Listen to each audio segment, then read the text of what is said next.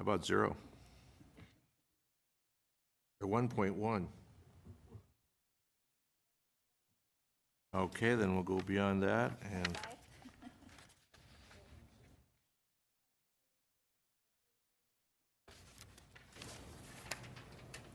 37A is fine.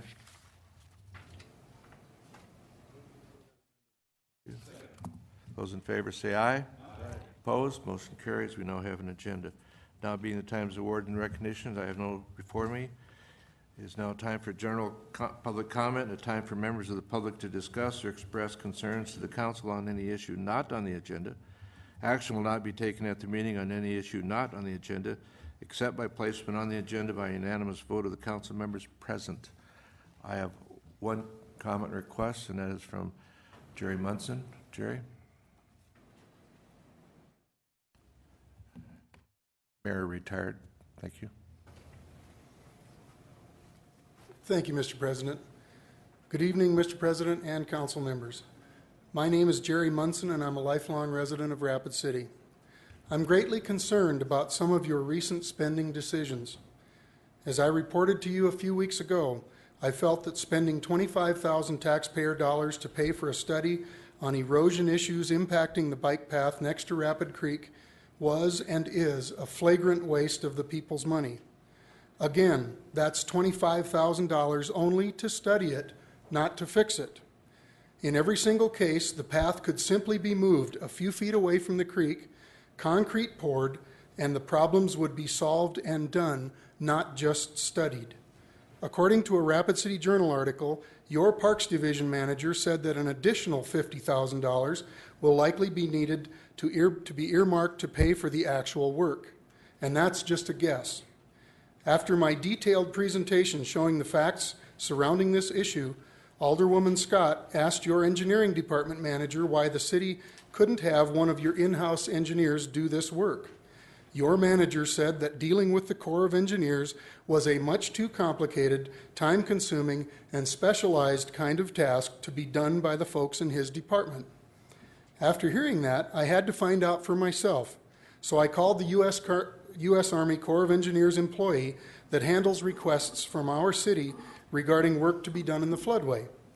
When I asked him about how tough it was to navigate the federal rules, he said, and I quote, "If you're actually doing work in the water or right on the edge, it's a very simple process to apply for the federal permit to stabilize the banks of the creek, and I believe the form is a single sheet of paper."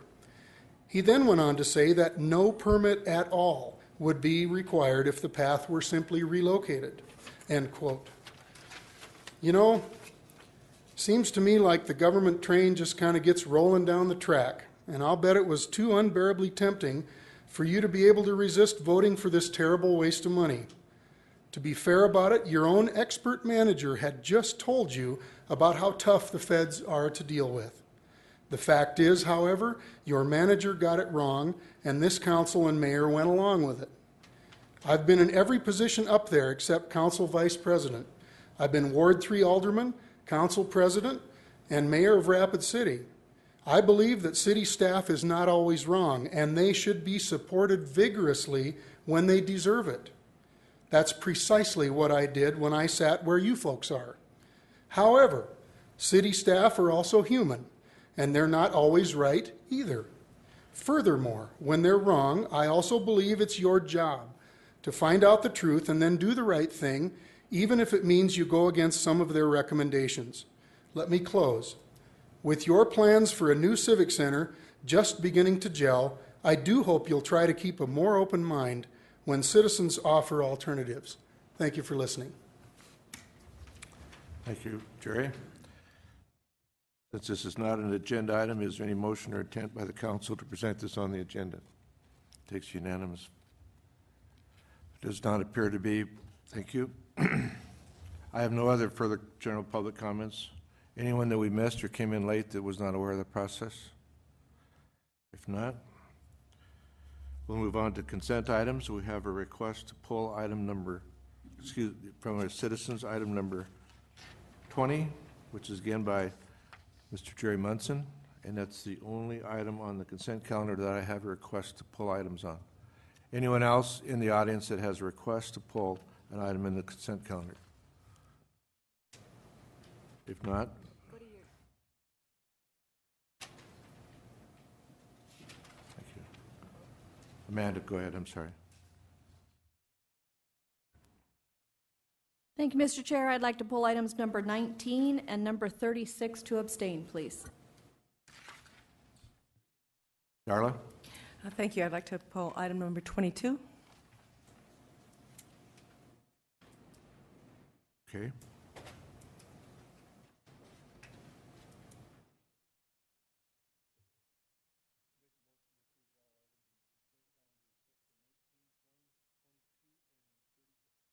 You?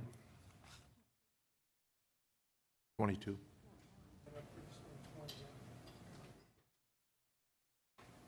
So what I have before us is approval of the consent calendar with exceptions of item 19, 20, 22, and 36. Is that correct?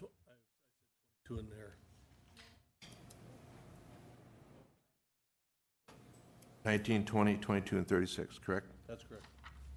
Is there a motion to approve the consent calendar with those 4 items being pulled?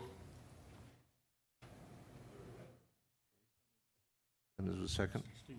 Okay. All those in favor say aye. Aye. Opposed? Motion carries. Item number 20. You want to hear from the public first?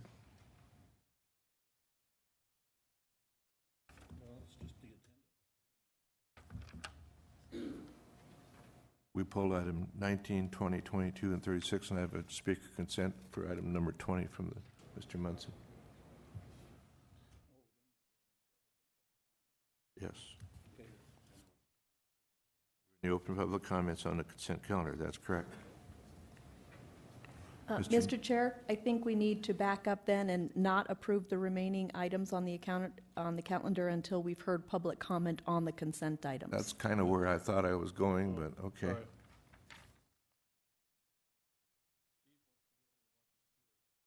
Okay. So you want to withdraw your motion at this time, Steve? Or, Sure. okay. Motion to approve the consent calendar, accept those 4 items was made by Brad, seconded by Steve. You okay with that? We hold it? Okay. Those in favor say aye. Okay. Item number 20, Jerry Munson.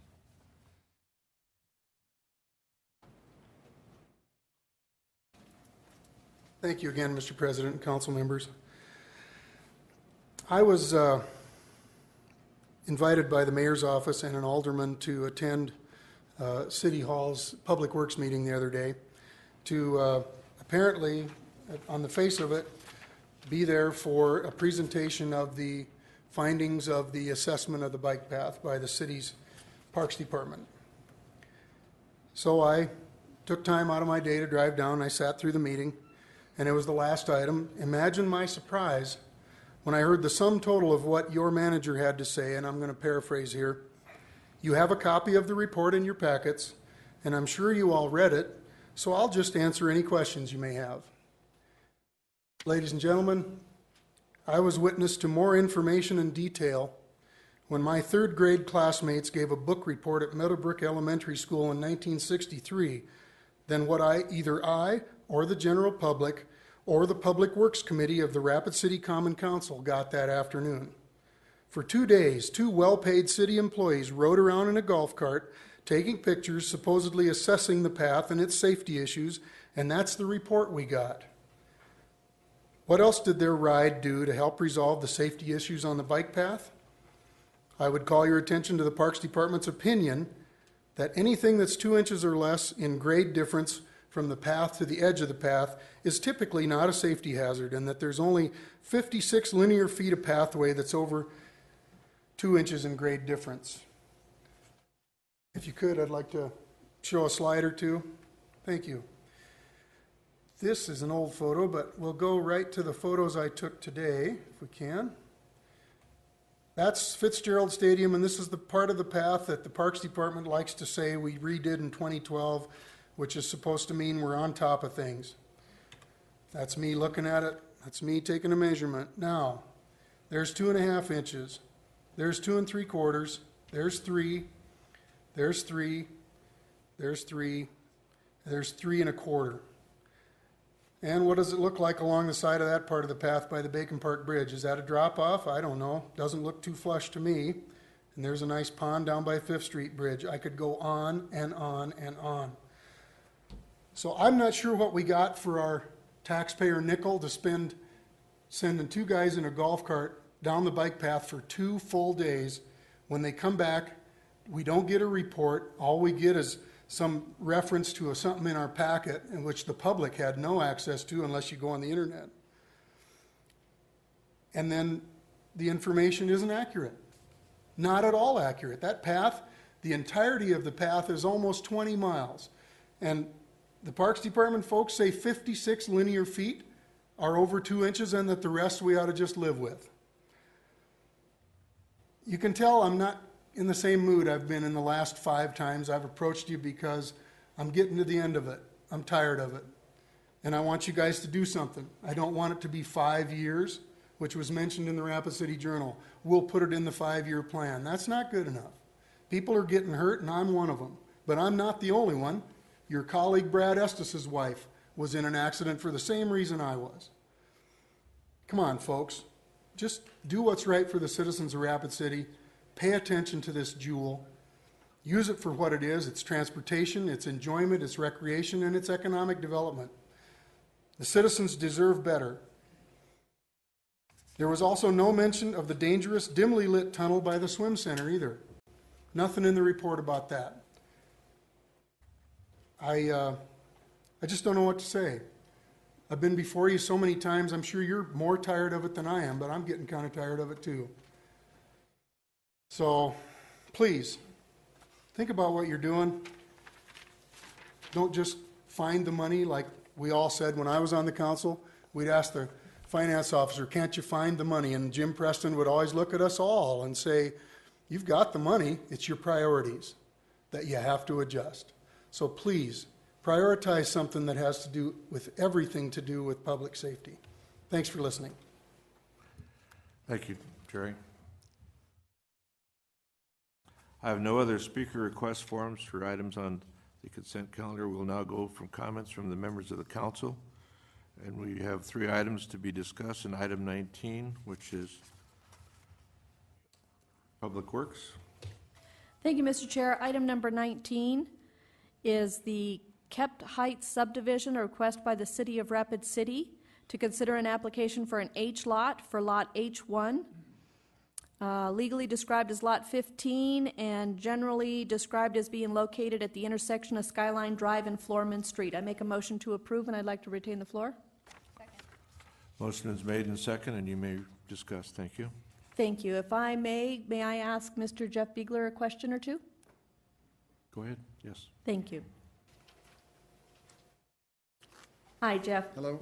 I know you're getting a kind of a double whammy, sidewalks on one side, but I'd like to talk about this one because this one I think is a little bit more exciting. It's actually working on a parking structure to enhance the Skyline Drive, and I know that this is one of the beginning steps, and Alex has brought this forward to get this H lot approved so that the city is following the regulations that are imposed, even on the city itself. Yes. What comes next after this H lot is improved, and what does a construction timeline kind of look like? Well, as soon as the plans for the parking lots involved with this project are nearly complete, and when those are, and when this H lot has been approved, we will then go out for bid, and we hope to do that yet, go out for bid this year with the beginning of construction first thing in the spring. So you're expecting construction to start in the spring then on this one? Correct. All right. Thank you. That's really all I was looking for is when this was coming up and if it was 5 years out or if it was coming up relatively soon. It'll be soon. Thank you, sir. I yield the floor. Thank you. Item 19. Have no further comments or questions from the council. There being a motion made and second. All those in favor say aye. Aye.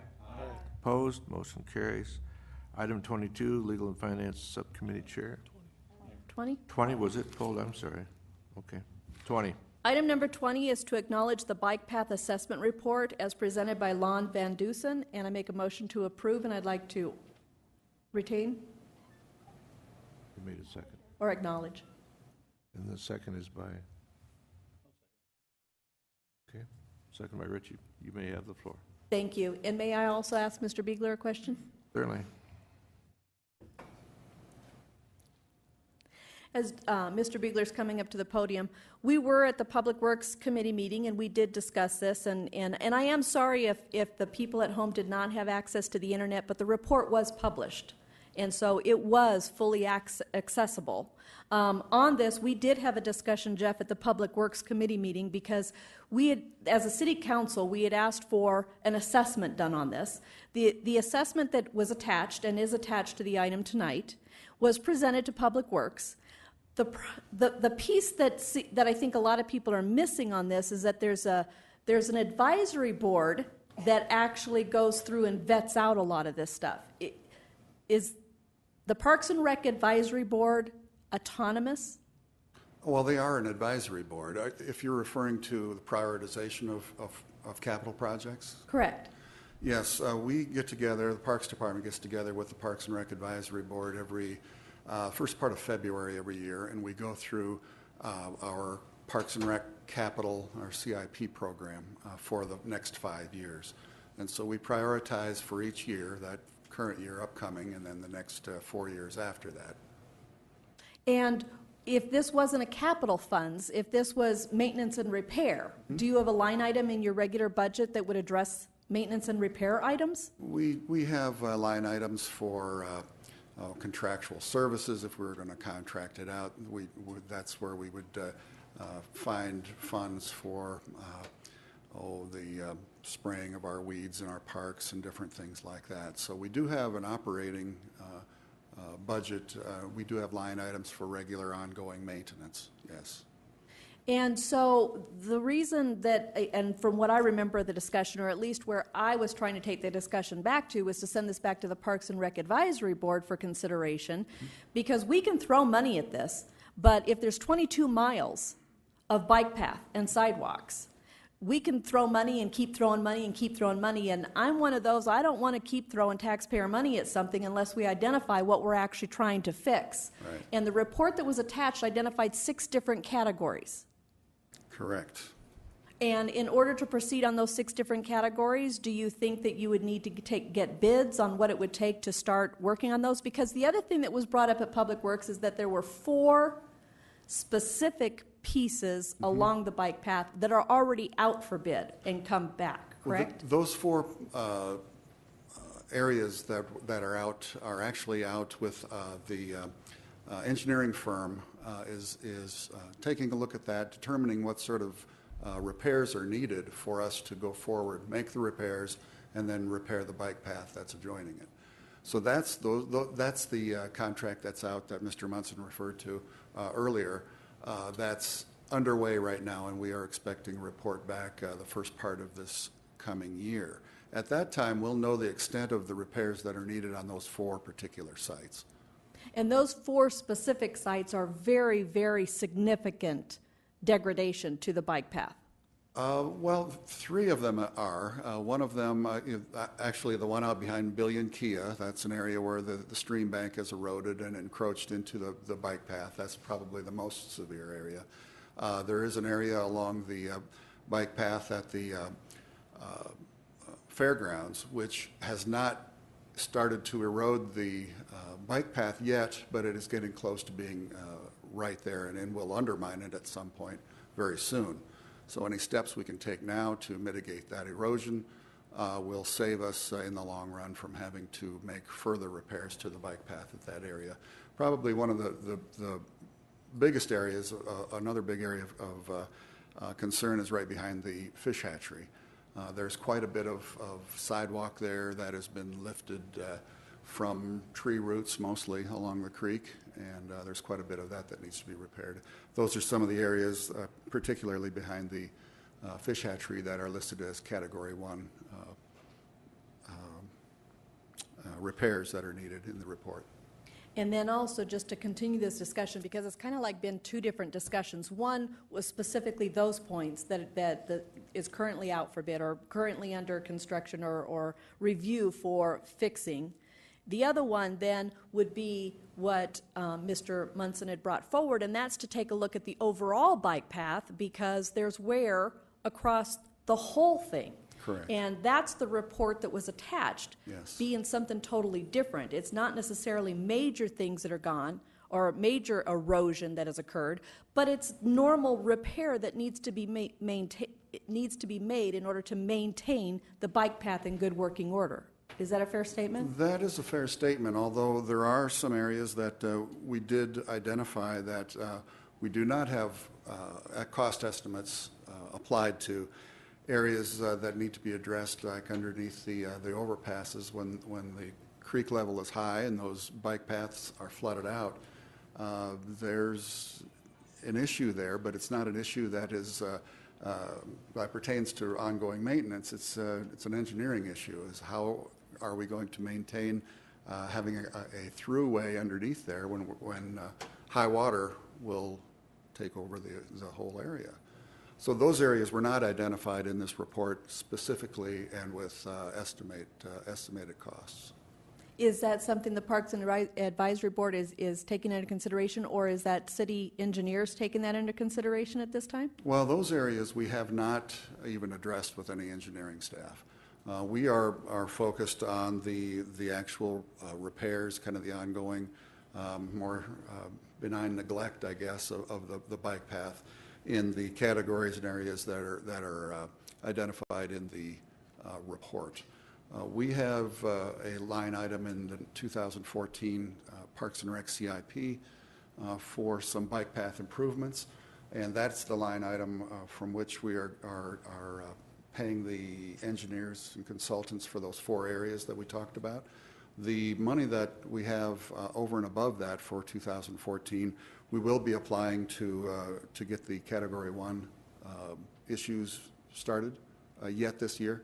So we will be seeking quotes from companies to be able to take a look at those 44 panels that are identified as Category 1 repairs. So basically, the reason I was asking these questions is with Mr. Munson coming forward, some people may have the appearance that the city is ignoring it, because basically that's what Mr. Munson said. And I don't see it as that way. I see that we are working on it. Is it being fixed, today? Was it fixed today? Maybe some of it was, but not all of it. But I do think that we're taking a look at it, and we do know it's a safety concern, and we are trying to get repairs affected to it to ensure the safety of all the people that use the bike path for walking as well as using their bicycles and recreation. And That is correct, yes. And we have made repairs over the years to certain sections, but obviously the report has identified quite a few sites that need to be repaired as well. Well, and just my final statement before I give up the floor, whenever you've got real estate or items such as a bike path that is concrete that's exposed to the weather, here in South Dakota, it's going to take continuous evaluation and repair. That's just a given. So it may be something that we need to take a look at budget items going forward, but I think before we can throw money at it, we really need to know what are the current costs associated with it and whether we can do it in-house or if we have to contract it out. I yield the floor. Thank you. Richie. Thank you, Mr. Chair. Mr. Bigler, just a couple of questions for you on the discrepancies that were brought forward between you and Mr. Munson on your report from the Parks Department.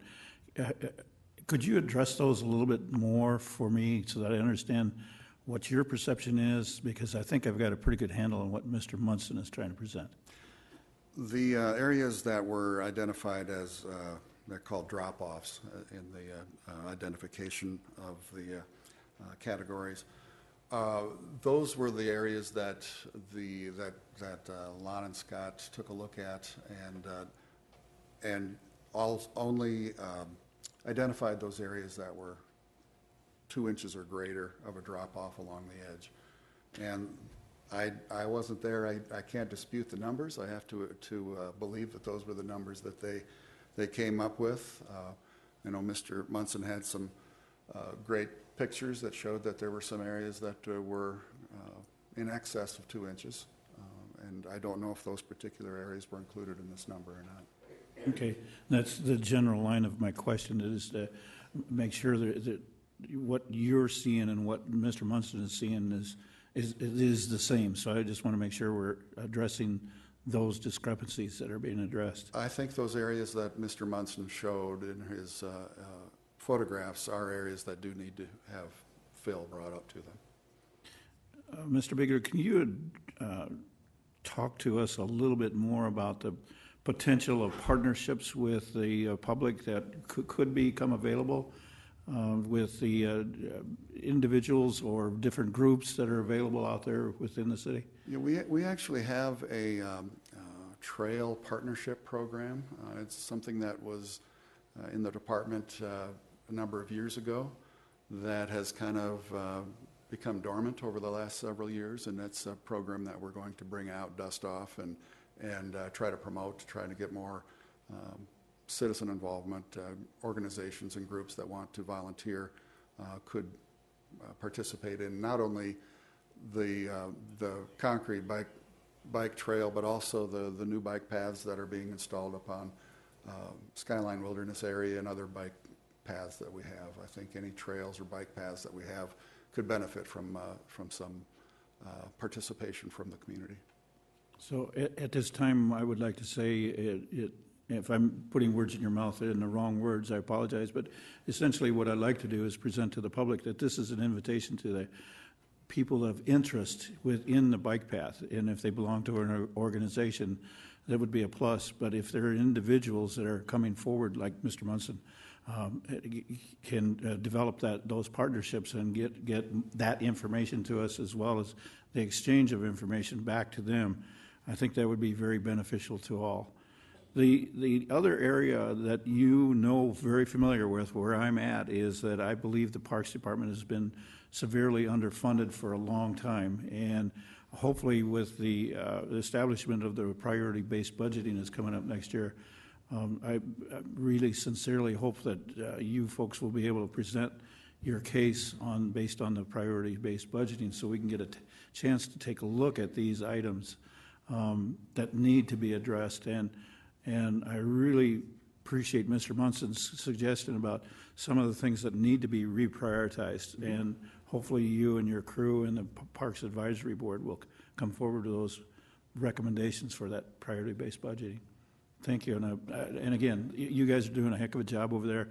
I just feel that you're very severely underfunded over there. Been a long time. So thank you for what you're trying to do over there. Darla, please. Hello, Mr. Bigler. Oh.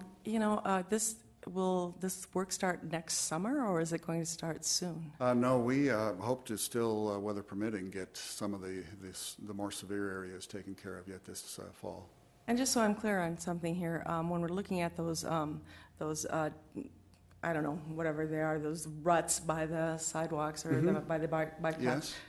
That's just a matter of moving dirt? Is that what that is? That is just a matter of backfilling that in with either soil or gravel. Most likely soil would be the way to go on most of those areas, yes.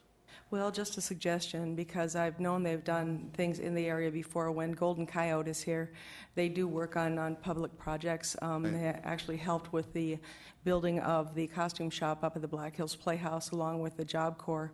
So there might be some kind of resource there. Those guys can move dirt. Sure. And they could probably take care of the whole bike path while they're here. So maybe Jerry and I and you could get together. My dad was in the Guard, and I think that would be a perfect project for them to give back to the city while they're here. And I don't think it would require an entire rebuilding of the bike path or a lot of resources and money on our part. So I would be willing to step forward and try and make some inroads with the National Guard. Thank you. Thank you. Charity. Thank you, Mr. Chair. Another question for Mr. Bigler, if I may. Go ahead. Just call this the Jeff Bigler Hour. I had somebody ask me a question that I did not know the answer to, and that was, is the liability issue dependent upon the speed with which somebody is using the bike path? Is there a cutoff line at some point where you know, a small hazard is a small hazard at a certain speed, but at too high speeds, it becomes exacerbated. And is it a? I will defer to our city attorney on that. Thank Go ahead, you. Joel.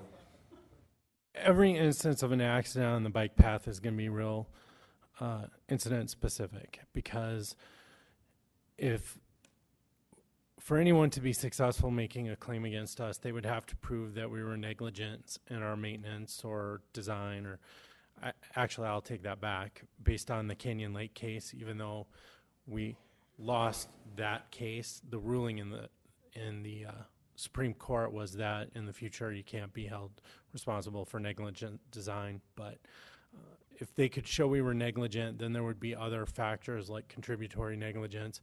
If somebody was going extremely fast or doing something else that was reckless, that would factor in.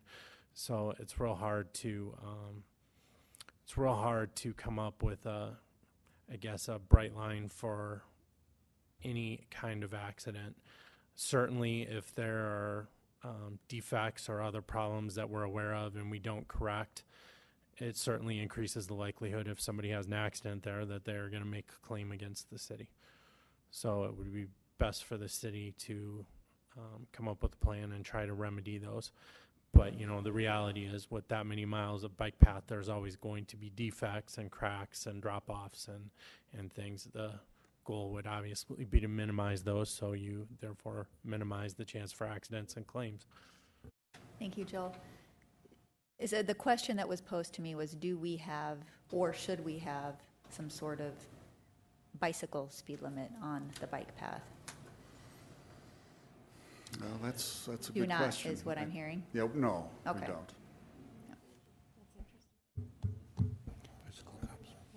Well, that's a different question. That's not the question I was asked. So I thought I would post the one I was asked, and we'll leave it at that. I yield. Well, one of the things I will point out in the Canyon Lake case, that was a big issue, and we did have a speed limit posted, and it still didn't help us very much. Brad, please. Thank you. Thank you, Mr. Chair. I'll try to make this quick. And I will have a question for you here in just a sec. But, you know, and I appreciate Mr. Munson's passion for this bike path, and it's just a terrific resource for this city. But he's really going to make me regret that I told you guys my wife wrecked on the bike path. But, you know, and I don't deny that there needs to be work on the bike path, but in his pictures, obviously, I mean, it showed 2 inches, 3 inches, or whatever, but under the right conditions, it doesn't matter how much that raise is. If your tires are wet or something, you can have a wreck. But 3 inches might be too much. But I can assure you that when my wife now goes off the bike path, she pays attention as to how she gets back on. The frustrating thing for me, Mr. Bigler, is sitting up here being a politician now, because, I mean, normally when I got something I need to get fixed, I just go get it fixed. I'm tired of hearing about this. The lighting. Does the park department have electricians? The Parks Department does not have electrician, however, the city does have electrician. I mean, can't we have city electricians go to a supply house and buy 3 or 4 lights, and obviously there's conduit, there's power there, there's more efficient fixtures, and can't we get, I don't want to hear about this dimly lit tunnel anymore. I mean, what's it going to, $500 with light fixtures, and we can just solve this problem? We are looking for light fixtures, and we will take care of that. And I just wanted to mention that all of the underpasses, I guess, on the bike path do all have lights. There are lights underneath all of them from one end to the other. The lights that Mr. Munson talks about at the Roosevelt, in front of the Roosevelt Park area, they do light. However, we are looking for something that's a little brighter. Sure, I know that since this path and the lighting has been done, there's been great improvements in lighting and lighting qualities and more efficient. So, I mean, if we need to come up with $1,000 out of council contingency or something, I mean, I can't make a motion, but come back to us. But certainly we can resolve that problem without coming. That's something making we face can over there. care of that. Finance. I yield. I would just like to, hopefully we get the lighting resolved. Thanks. Charity? I just want to add, I do bike on the bike path, and the light that Mr. Munson is, or the lighting issue that Mr. Munson continues to reference, I've noticed a distinct difference between when you're going through there wearing your sunglasses. It seems like you're going through and there's no light, versus when you're not. If you don't have sunglasses on, there is light under that tunnel, and I know it's hard if you're clipping along to, go up and take your sunglasses off. So I think that could be a factor, but I do appreciate the fact that you already have implemented a plan to look into it, to source those materials and have us get them installed. Thank you. We have a motion to acknowledge the report with a second, but before we move on, I'm just going to ask Mr. Beegler, Jeff, that you get with the mayor, who is your boss, and that you get your staff involved, and please answer the questions to Mr. Munson as best you can, and let us know the status, and hopefully this is one of the last times we'll see it, and we're going to see improvements, okay? You bet. Thank you very much. There are not any other questions from members of the council? Those in favor say aye. Aye. Opposed, motion carries. The next item, thank you, Mr. Beegler. Mr. Jeff, item number 22, which is legal and finance, which I believe is done by the assistant chair, who is Richie. Yes, Mr. Chair, thank you. Item 22 is to approve the formation of the Civic Center Executive Task Force. I'm going to yield the floor. We have the item before us is no action. Darla? I did. Thank you, Darla. That's right there. Yes, I just had a couple of things I wanted to have some clarity on before voting on this or approving this. I dumped you. That if we approve the task force, we have 30 months from the formation of this task force before the ADA suit goes forward. Is that correct? That's what I had read. Does Richie know? Joel knows? Joel? Okay. Alderman Whiteback asked a question, the mayor responded. Actually, we're discussing an issue without a second. Just a minute. Okay. Need a motion. I just want to ask Oh, a I'm question. sorry. I thought you made a motion. Okay. All right. Keep going. Okay. So I just needed to know some clarity on No, this it task should force. have been clear that, look, we're anticipating that we're going to enter into a settlement agreement. In fact, I have some documents back from the Department of Justice now I need to review. But I would anticipate that as soon as next week's committee meetings, there will be an agreement brought forward. If the city council approves that settlement agreement, which I think staff's going to recommend that you do that, then we will have 30 months to do the projects, which part of the agreement is a timeline to complete the corrections they've identified, and the time will run from the date of signing. So probably 2 weeks, or roughly 2 weeks from tonight, it'll be 30 months from that date in which we will have to get the corrections for the Civic Center to bring it into compliance with the Americans with Disabilities Act. But at this point, that agreement has not been brought forward, so I know there was some confusion. People thought maybe we had signed a settlement agreement or entered into it. That isn't the case. Like I said, I would anticipate it'll go to the Civic Center board next week, and your committees the next week as well. Well, I'm sure I will be hearing from some of my constituents about this, so I just like to have some clarity on this. It goes out on the television program. Some people actually do watch it and not just use it to go to sleep. So I think that it would be good for us to just put this out in the open, that the task force has been established. And will they come back and report, every once in a while to this group here as to what they're thinking, where they're going, and making some progress? Yeah, I would anticipate, in fact, there'll be council members on it. Really, the idea was that right now there's so many stakeholders, and when we have meetings that are so large and kind of unwieldy, frankly, that we can't continue with the project and making decisions with that large of a group, that we needed a smaller group that was comprised of representatives of all the stakeholders, so they can make decisions and hopefully then communicate back to their constituent groups. So the council members will come back and communicate to the other council members what is going on. The chamber members will go back and communicate to the chamber what is going on, and thereby divide up the work, but a smaller group that more easily can make decisions and keep the project moving forward. Well, I saw the list of names for the task force, and I thought it was an excellent choice of people that can really move this forward. So thank you for the clarification. I yield. Thank you, Darla. Richie. Thank you, Mr. Chair. I'll go ahead and make the motion to approve the formation of the Civic Center Executive Task Force, and if I can retain the floor. Seconded by Steve. First by Richie, seconded by Steve. Go ahead, Richie. Some of my reservation is going forward on this task force is, and I'll just be straight up with it, is it's the formation of another group.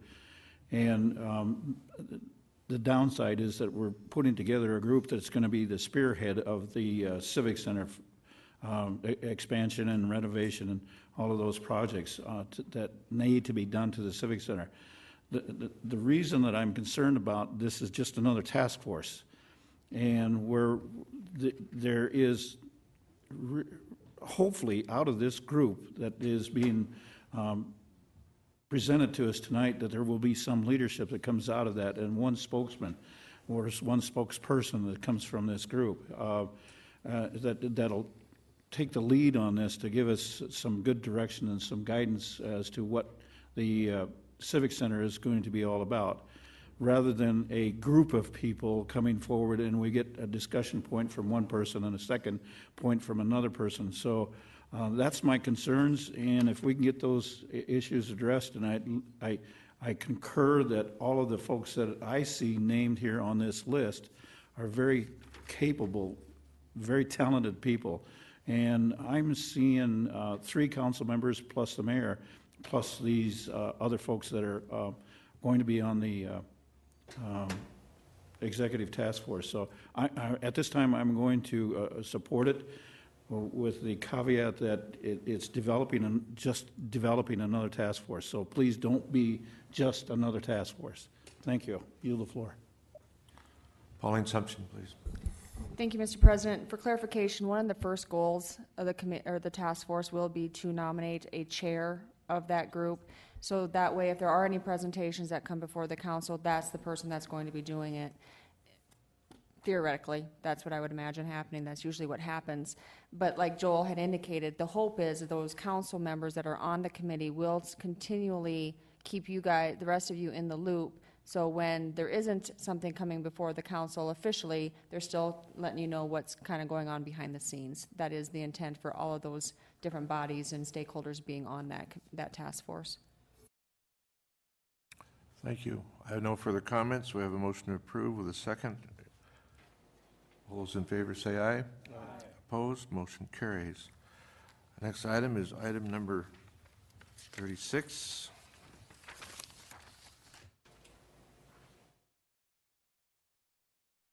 That's for the abstention, I'm assuming, from Amanda for Pete Lean and Sons? Yeah, I'm sorry, Mr. Chair. I pulled this one simply because it is Pete Lean and Sons, and since I'm employed by Pete Lean and Sons, I will be abstaining from this issue. Thank you. Fine, thank you. Okay, go ahead. Thank you, Mr. Chair. Item 36 is to approve award of total base bid for ice sanding material opened on October 14th, 2014 to the lowest responsible bidder, Pete Lean and Sons Incorporated, in the amount of $110,000. And I move to approve. I have a motion to approve of the second. Any further discussion? All those in favor say aye. Aye. Opposed? Motion carries. That completes the items on the consent calendar. Our next are items 37 through 46, and we are prepared to open for public comment. First speaker request form I have is item number 42. Mr. Hani Shafi. Hani, do you like to address the council?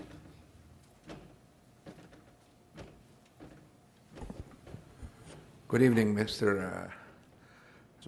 Vice Chair and members of the council. My name is Hani Shafi, representing the applicants, and I'm here to answer any questions, but there are a few things that I want to alert you to. There were a lot of things that were mentioned at the Legal and Finance story. We could not make it to the meeting because we were really tied up. This item is going before or through the process, has gone through the TIF committee, and the TIF committee's actions are going to the Planning Commission this week. And fortunately, there is additional information that was requested that was not actually even defined. And there were a lot of things that were mentioned that were completely as far away from the truth and as far away from accuracy as the distance between the moon and the sun. So therefore, when we say that we did not follow the criteria and that a lot of information was not submitted, you could look at the application request. Your staff does an excellent job in scrutinizing the applications. The application has a checklist, and it has all the information that is requested by the TIF criteria, and staff has gone through it in very much detail. There is also a mention about the interest rate.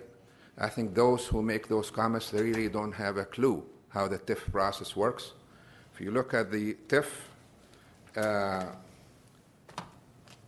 the interest rates that get approved at the project plan are not the same as the interest rates that are paid for during the financing process. There is, what we requested is 7.5% to calculate or estimate the financing cost. It does not mean that the project is going to be financed at 7.5%. And there was a mention of markup. There is no markup for the interest rate. There is no money that goes into the pocket of the developer, whoever is applying for the TIF. The money goes from the county to the finance officer. The finance officer gives it to the financing institution, which is a bank, not the developer itself.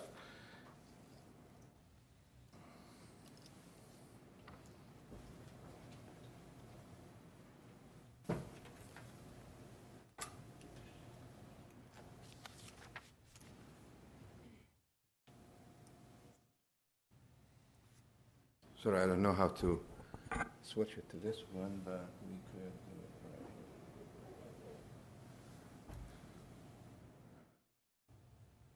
This is a list of all the active TIFs in the city of Rapid City, and these are the interest rates in the first column that have been approved by the TIF committee and by the city council in the project plan. Incidentally, TIF number 41 is the only TIF. This is a research that I've done in the last 4 days because of the remarks that, the inaccurate remarks that were made at the Legal and Finance. The only TIF that has the interest rate higher than the approved interest rate is the city TIF, which is to fund the city's portion of 5th Street, which was approved at 6%, and the city financed it at 6.25%. Incidentally, the St. Joe TIF, which is the bottom one, which is basically this one right in here, the interest rate was approved 2 years ago at 9%. The finance interest rate is 5.9%. The difference between those two interest rates does not, and I repeat, does not go into my pocket. It is actually a saving that we incur as a community, and it's not even a saving, I don't want to call it a saving, that is making the loan gets paid sooner, so the property goes in the tax roll sooner than what has been anticipated. We are actually currently negotiating with the bank to lower that interest rate even further, because the sooner that is get paid off, the sooner we're off the loan, and the sooner it gets into the tax roll. The 9% that is assumed at that time is because of the uncertainty of the markets. The interest rates over the 20 years of the life of a TIF could fluctuate and may reach even at 12%. But this is just an estimated, calculated, interest cost or financing cost. So we don't anticipate this cost to be at 9%, even though the criteria itself that was adopted by the City Council allows for 9%. That's one of the things that were rumored and were spread that were not accurate. As far as complying with the regulations and with the application, every item that was requested was submitted. Please let us know if I'm available for any further questions you may have, and I'll be more than happy to answer them. Thank you very much for your time. Thank you, Hanny. Did the members of the council receive a copy of the letter from the Office of the President of School of Mines, Dr. Heather Wilson? Okay, and you're aware of that support? Thank you. That's the only other form of testimony I have on this item. Item number 43, Chad McDonald. Thank you, Hanny. I think we're, unless members of the council, I see no questions before me. Okay. Chad McDonald, item 43.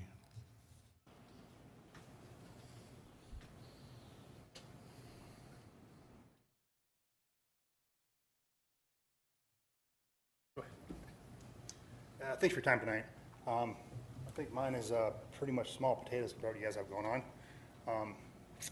All I'm here for is I have a piece of decorative trim that goes around the top of my house. It's not easily, it's not readily accessible. You can't buy it at Menards or Lowe's.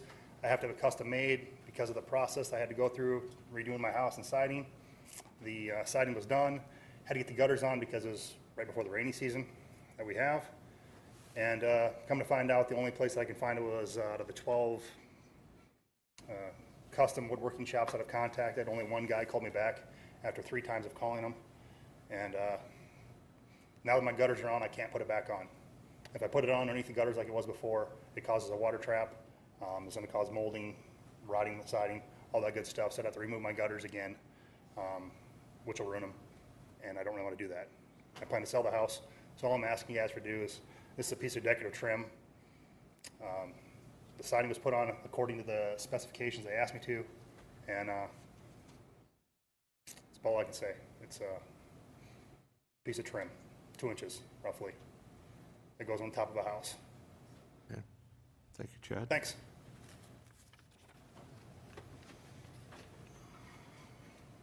The next item is item number 45. The speaker request is from Mr. Dan Sefner. Dan?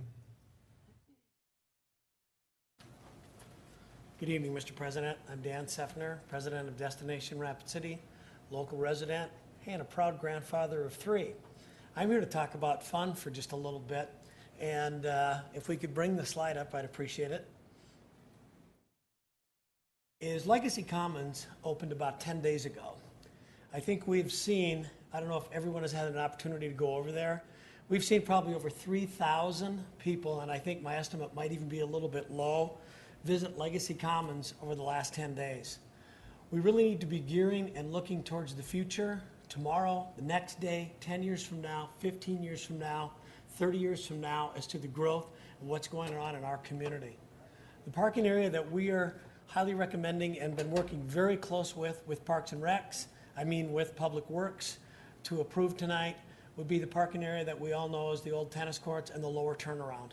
This would make this area much more appealing, much more friendly, easy place, easy in, easy out for families with kids, strollers, moms, dads, grandpas, grandmas, you name it, and everyone for the safety of the community and an easy access point.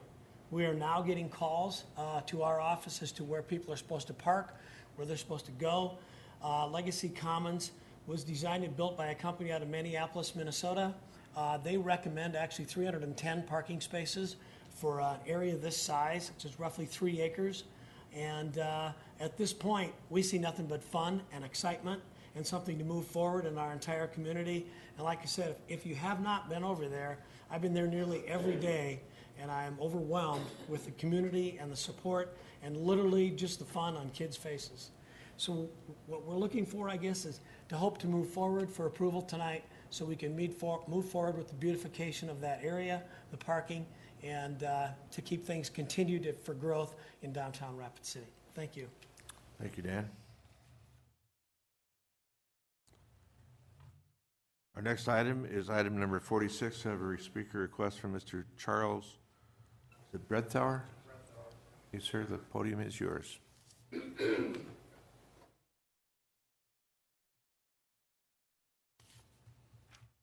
Thank you, Mr. President. You're welcome. Excuse me. Mine is the lot in question. for sidewalks. I'll give you some history of this. We bought this lot at a tax sale. It's probably something that slid through the cracks. We knew what we were getting. It's basically a ditch, but it's pretty good sized. I was in hopes I could connect culverts that were already in there and fill that in and make a real lot out of it.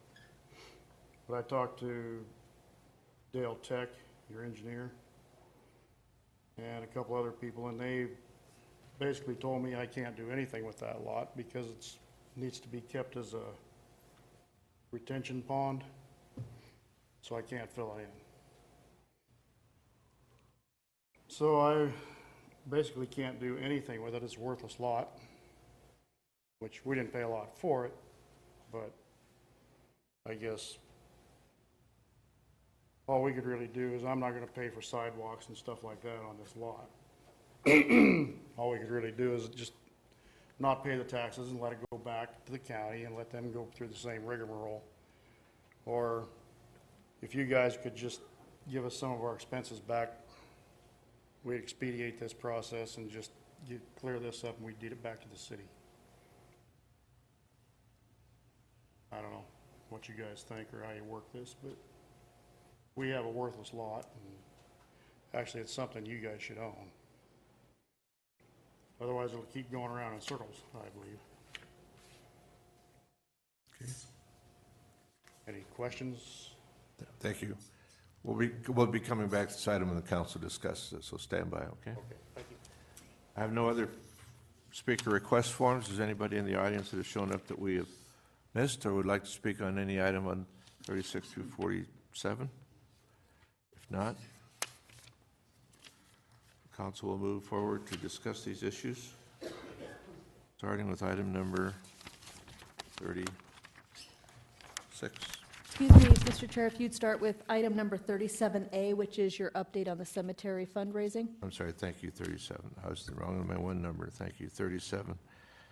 37A, yes. I just wanted to publicly acknowledge the Rapid City Journal did a nice story here a few weeks ago or about a month ago on the discussion we had at council to repair and restabilize the monuments and so forth in the Mountain View Cemetery. I just wanted the council to officially know and the community to know that we had two generous donations, one from the Bradsky family or ISIS for $12,500, another one from Dakota Foundation, Ray Hillenbrandt of $25,000 that are going to go towards that, and they've already been received by finance, and the money is programmed to do the stabilization, correction of the monuments in Mountain View. And to these individuals and organizations, we owe a heartfelt thank you, and God bless, and that's it. And letters have been prepared to thank them, and really they like to just be kind of quiet about it, and that's the way we'll leave it, but it'd be very rude not to say thank you. Well, you can't say, you got to say thanks to some people, that's all. And they knew that was coming. Okay, item number 37, Legal and Finance. Thank you, Mr. Chair. Item 37 is the second reading of ordinance number 6015, an ordinance to consolidate provisions related to the municipal gross receipts tax, codify the use of review, and appoint a promotion agency by repealing sections 3.16.040 and 3.16060E and adding chapter 3.18 to the Rapid City Municipal Code. I move to approve. Motion is made, seconded. Any discussion, questions, comments? Those in favor say aye. Aye. Opposed?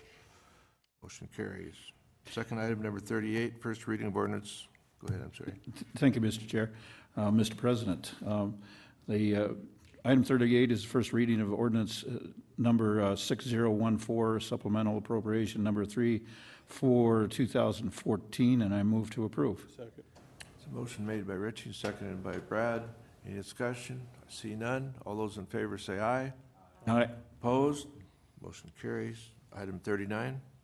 Item 39 is the first reading of ordinance number 6018, an ordinance to consolidate the city's vision and capital improvement funds into separate accounts within a unified fund by amending Chapter 3.16 of the Rapid City Municipal Code, and I move to approve. Motion made and seconded to approve the first reading. Comments? Thank you. Mr. Chair, I was just going to say, this item is not linked, so if there's any other information coming forward, I'd like to hear it at this point, but if not, I'm certainly willing to yield the floor. Copies of the ordinance as proposed are at the dais and at your desk. They're not linked, that's correct. Next is Amanda. You have comments, please. Thank you, Mr. Chair. I'd like to make a substitute motion to continue this for 2 weeks. If I can get a second, I'll explain why. Second. It's a motion made by Amanda Scott, seconded by Darla, to continue for 2 weeks. Thank you.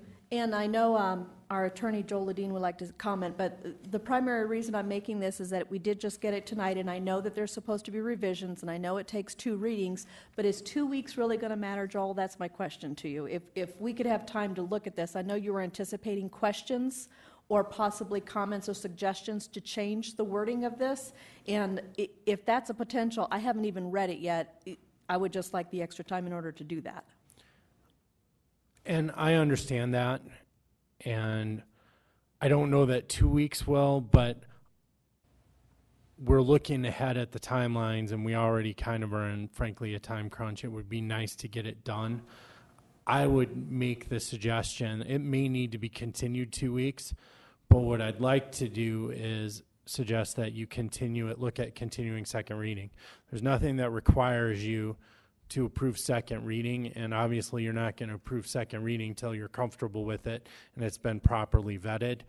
But if you continue first reading, even if it's ready at second in 2 weeks, you're not going to be able to finally approve it. Whereas if you approve first reading tonight, if you're not ready in 2 weeks, you can continue it then. But if you are ready, you can approve it. So it's just really the 2 readings as a procedural hurdle, and it gets you over the first hurdle, and it provides you more flexibility in how you proceed. Ultimately, I totally appreciate you haven't had a chance to read it yet, and so it's difficult conceptually to approve something that you haven't read, but it kind of goes along with the idea of the 2 readings. The first reading can be used as kind of a formality. Again, I hope we will have it ready to go in 2 weeks. And I am prepared tonight to kind of help you assess it over the next 2 weeks to talk a little bit about what's in it, because it does go a little bit beyond just combining the 2 funds. Thank you, and I appreciate your comments, but let me tell you my experience in 2 readings since I've been on council. I may be a bit slower than everybody else up here, and I may require a little bit more time. And if this goes through first reading, even if I want it continued on second reading, I guarantee I will not get the continuance and I will be the no vote. That's just history. So I would appreciate it if my colleagues would grant me the consideration, since I haven't had a chance to read it. I don't know of how many members have actually been able to read this and understand it since we just got it tonight. I would like to continue it for 2 weeks. I'll yield the floor. Thank you. I have no further speaker request. Okay, Richie. Thank you, Mr. Chair. And if I can address some concerns with my colleague, Alderwoman Scott. What this will be doing, just to kind of refresh everybody's minds on this, what we would like to do is move this forward so that we can bring it back to Legal and Finance, and that's where the real discussion will take place at the first step. And hopefully without that continuous for 2 weeks, that would put it back behind the first opportunity to have that real discussion at Legal and Finance. And that's where I would like to have that chance to really dissect this and vet it out at that time, is at the next Legal and Finance Committee meeting. So are you offering up a supplemental motion in order to send it back to Legal and Finance? No, I'm not. And what I mean by that is I would be voting no on your motion, which would send it back to the original motion, which in essence would bring it up to Legal and Finance. But you have the option to withdraw your motion as well. No, I will not be withdrawing. So okay, I understand. That's your prerogative. But it's just I wanted to have you that for your consideration, that the real job would be at the next Legal and Finance Committee. Point of question: the motion is to continue or for 2 weeks to council, not to legal and finance, correct? Amanda? Your motion is to continue to council, not to legal and finance, correct? Yes, only because that would be skipping the step there so that we just have consideration, and I would think that it would speed it up. However, if someone else wants to offer up a motion to send this back to legal and finance, I can see that too, but I don't see the necessity when only half the committee or half the council members are representative at legal and finance, so. Okay. My motion is to continue it for 2 weeks to the next city council meeting. Okay, thank you. Although I would say if you do proceed with that, if anybody has questions or concerns, I would encourage you to contact me and discuss it prior to the city council meeting, because if we don't hear about them or discuss these prior to the city council meeting, that potentially delays it even longer. I would like to be able to have potential changes and comments by the time that it's at the council in 2 weeks.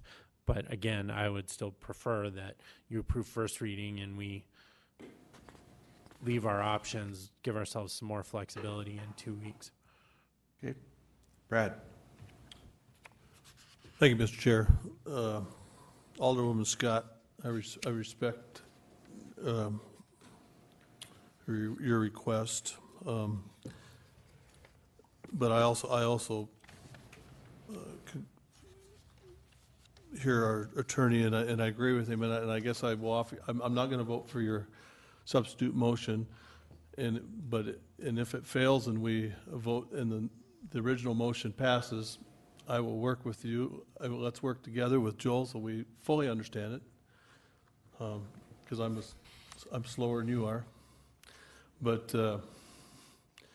and if your questions aren't answered by the second reading, I'll vote no with you. So that's where I'm at. All this honesty is so refreshing. So we have a motion to continue for 2 weeks before us as an amendment. I see no further comments. Is there, call the vote. Is there, all those in favor of continuing for 2 weeks, say aye. Aye. Opposed? Aye. I would say that the motion fails. We'll go back to the original motion, which was to approve the first reading. Was that made? Okay, we'll roll call that if you want to. Go ahead. To continue for 2 weeks, that will be roll call. Go ahead. Okay. Scott? Aye. Drew? Aye. Doyle? Wright? No. Estes? No. Nordstrom? No. Roberts? No. Laurenti? Motion fails 3-5. All right. Okay. Thank you. Back to the original motion, which was to approve the first reading, I believe. Is that correct? Do we have a motion to that effect? I believe we do. Okay. Any further discussion on it? I would like to kind of talk about the ordinance for a second, just to, Certainly you can. since you haven't had a chance to look at it, to kind of help frame what to look for when you review it. Obviously, the primary purpose of the motion is to combine the two funds, but in addition, the process for the Vision Fund, and you're all aware we've had these discussions, there's probably going to need to be changes to the Vision Fund. We had floated a draft that had some concerns with it, most notably by the Chamber of Commerce. I had met with Chamber staff and discussed some possible compromises. And what we had discussed is rather than having 3 citizen committees, perhaps there would be 1 citizen committee. So we made some changes to the Vision Ordinance in this draft to accommodate the potential for the Civic Center expansion. Now, the way I drafted it, I tried to draft it in a way that it works whether or not you move forward with the Civic Center expansion. And in my opinion, it streamlines the process somewhat and addresses some of the concerns that people had after the last round of the Vision funding. How it would work is when you do the 5-year plan, so the 5-year plan would start in 2016. We have projects through 2015, so the first year for funding available would be 2016. Is that by the end of this year, you will need to have adopted a 5-year plan, and prior to adopting it, if you do not move forward with the Civic Center expansion, or excuse me, by the end of 2015, if you do not move forward with the Civic Center expansion, a citizen committee will be appointed. Rather than all projects go through the citizen committee, the mayor and the department directors will come up and compile a list of internal city projects that will be presented to the council. At the same time, the city will solicit requests for proposals for projects from outside the city government, and those will then go to the citizen committee, which will, based on the criteria in the comprehensive plan and criteria in the ordinance, they will evaluate those projects, have public hearings on those projects, and then they will make recommendations. And after they've completed their work, the recommendations from the citizen committee and the mayor and the department directors will be presented to the council at the same time, and you will have a list of projects then very similar to in the past, where then you will need to weigh the projects and go through that and decide which projects will be included in the 5-year plan. The ordinance also includes a provision that states that if you move forward with the Civic Center expansion, that for the 5-year plan starting in 2016, you do not need to form a citizen committee if you are going to use the Vision Fund to fund the expansion or the not only expansion, but also if you decide not to move forward with the current proposal, but if there is some sort of remediation or refurbishment of the existing Barnett Arena, if the Vision Fund is used to fund that as well, then you do not need to go to the citizen committees, and for that 5-year plan, you can just adopt it without having the committees. However, it still requires, because we anticipate there will be sufficient revenue after the initial 5-year plan to fund additional projects, even with the Civic Center, it requires for the 5-year plan starting in 2021 that the citizen committees be formed and that you take solicitations for projects. So at most, there would be 5 years without doing a 5-year plan that doesn't include projects other than the Civic Center. So that is the way it was structured. Frankly, the combining the funds was very simple, and that was the easy part of it. The majority of the changes is with the Vision Fund. One of the other things, we have been discussing some potential recommended changes to the CIP fund, in particular the CIP fund committee and how that's formed.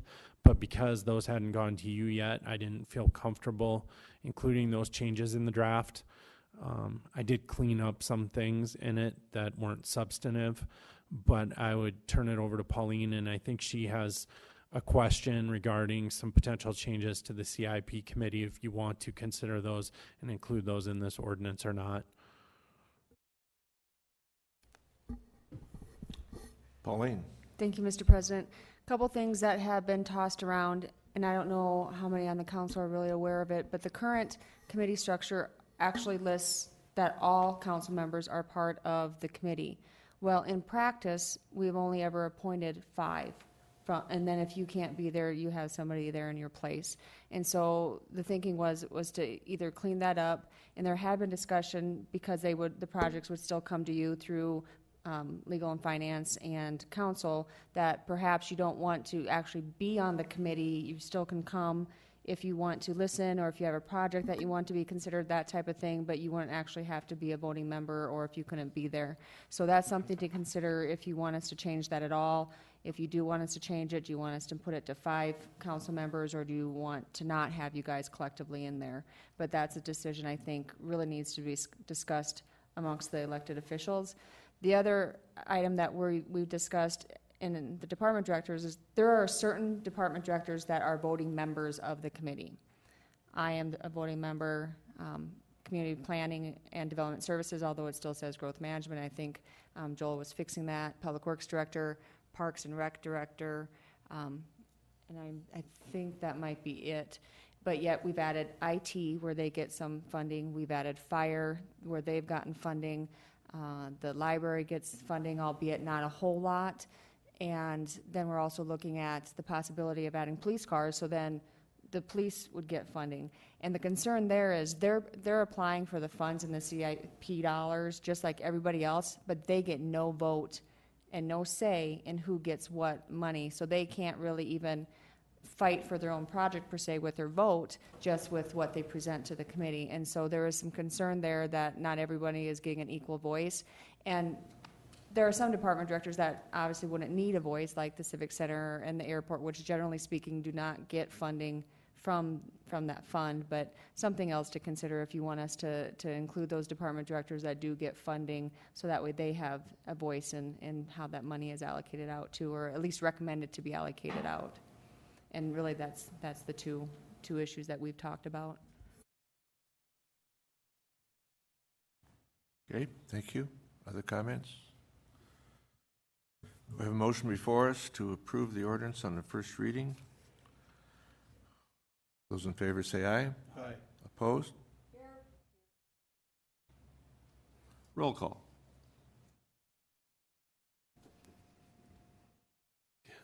Drew.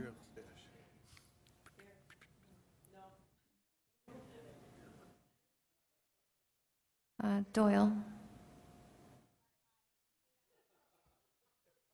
Wright. Yes. Estes. Aye. Nordstrom. Roberts. Laurenti. Scott. Motion passes 6-2. Thank you. Next item is item number 40, Community Planning Development. That's handled by Public Works. Okay, all right, you can get it. Thank you. Thank you, Mr. Chair. I think I get a couple more here. Thank you. I better get to the right page myself. Item 40 is a request by Renner Associates LLC for ETC Venture LLC for a preliminary subdivision plan for proposed lots located at the current terminus of Summerfield Drive. And I move to approve with stipulations. Second. Made and seconded. Any discussion? If not, those in favor say aye. Aye. Opposed? Motion carries. Item number 41. Thank you, Mr. Chair. This is a request by Sperlich Consulting for Jay and Mandy Schmeier for a preliminary subdivision plan for proposed lots located at 4967 Skyview Drive, and I move to approve with stipulations. Second. Motion is made and seconded. No discussion requests. With apologies to the last name. Okay, accepted. All those in favor say aye. Aye. Opposed? Motion carries. Item 42. This is a request for staff to obtain financials for Rocker Square 1 and Rocker Square 2 and copies of purchase contracts for Rocker Square 2 regarding possible TIF for apartments on St. Joseph Street, and I move to deny.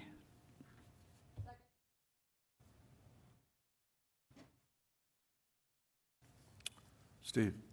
And I'll yield the floor. Go ahead, Mr. Laurenti. Thank you, Chair. And I just wanted to speak about this a bit with my colleagues, kind of give them some background so that they understand where the request was coming from. As you all know, or maybe if you don't, the initial application for the TIF failed at committee level and obviously is being appealed to the Planning Commission. At that TIF committee meeting, Mr. Weifenbach and I, which are both of us are seated on that committee, Mr. Shaffey offered to provide the financial information for the first phase. Those financials, getting those financials hit a snag as we were moving through getting those. But the fact of the matter is, this is really just a follow-up on the offer from the developers.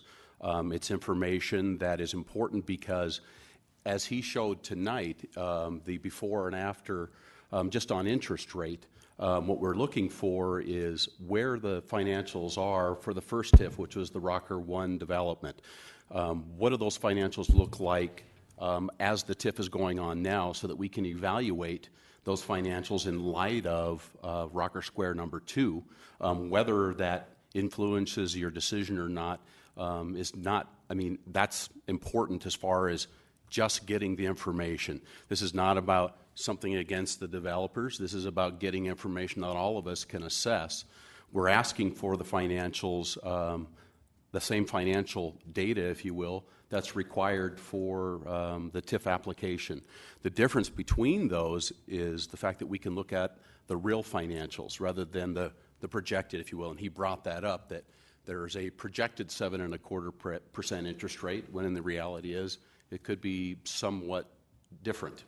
So this is not about trying to change anybody's mind, except that the information may do that. And so the fact of the matter is, the other part of the information we're looking for is the situation with the land, because the land is part of the application for Rocker 2.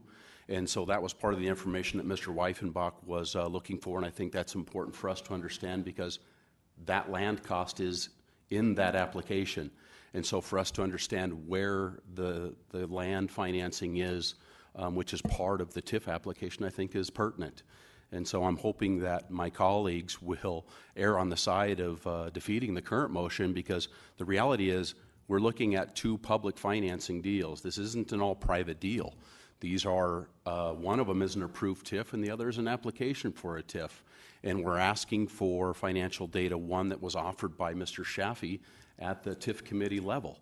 And so I'm hoping, I don't understand why we have a denial. We had a 4-to-1 vote at Legal and Finance. I understand Mr. Alderman Nordstrom was the only one to vote against getting the information. This is not for or against the TIF. As we all know, if it fails at Planning Commission level, it most likely will be brought to City Council level anyway, because that's the next appeal level. So I don't understand why there would be a motion to deny getting more information for a potential public financing deal. So I will not be voting for the motion on the floor, and I hope my colleagues will support getting more information. Thank you. Thank you, Steve. Amanda? Thank you, Mr. Chair. The reason I supported the denial of this request at this time is I feel it may be premature. Exactly what Mr. or Alderman Laurenti has indicated is that this still needs to go through the Planning Commission. It's being appealed. It's going to the Planning Commission. If it does come to City Council, we may need more information, but to be perfectly honest, I haven't even seen the application. So I don't even know what was submitted at this point, because it's only gone to the TIF committee at this point. Next, it is going to the Planning Commission, so I am supporting the denial at this time. That's not to say I may not ask for the information later on, but at this time, I think the process needs to work, or we need to allow the process time to work. Thank you. I yield the floor. Brad? Thank you, Mr. Chair. I guess I'm on the same page as Alderwoman Scott, but I do have a question for Alderman Laurenti on request to obtain financials for Rocker Square 1. The first one, is that on the actual cash flow of the property, or just the viability or the health of the TIF itself? Because I would think that Pauline, I mean, you know, on an annual basis, I mean, you've got an area and the property tax pays off the TIF, and you know what the existing rate is. I mean, we have access in-house, I think, of the health and well-being of every TIF, I believe.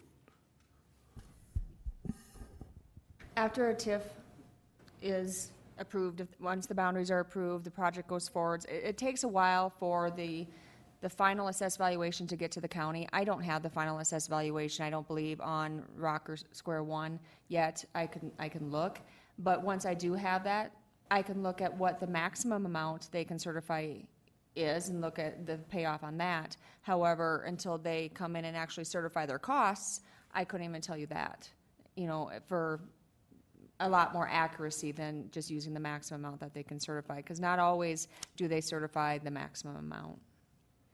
Eventually, I could get that information for you, but today, probably not.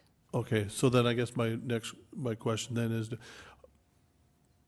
are you looking for the financials of the cash flow of the business side, or just the TIF? The same. Well, and it might be healthy, I guess, if everybody was able to see. I mean, obviously, it's part of the public record, but what was presented at TIF committee level and failed there.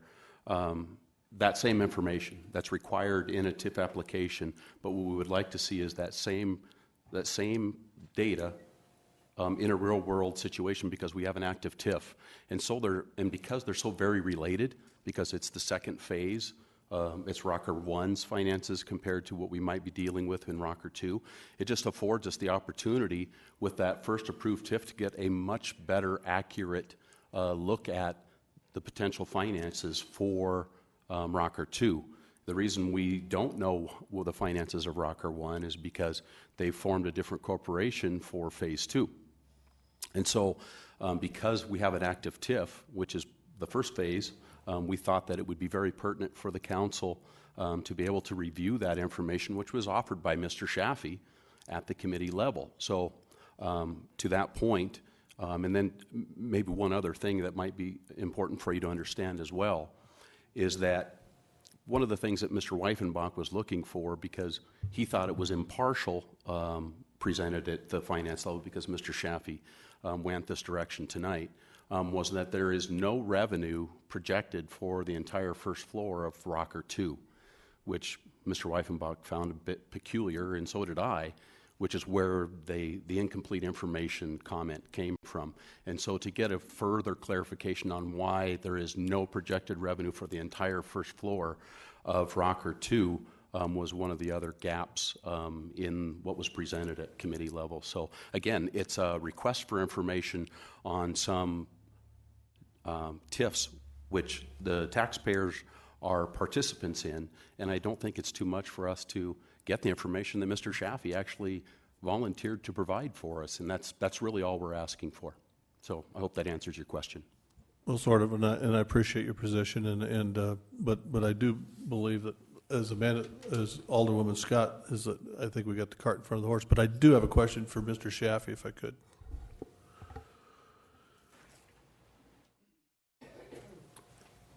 Annie, as you heard Pauline answer my question, so when are all the, I can't repeat, but the costs haven't been all tallied up and certified yet on Rocker 1. When is that going to be done? And our staff, actually, Eric, could answer that even better than I do, because he's the one who's handling the certification.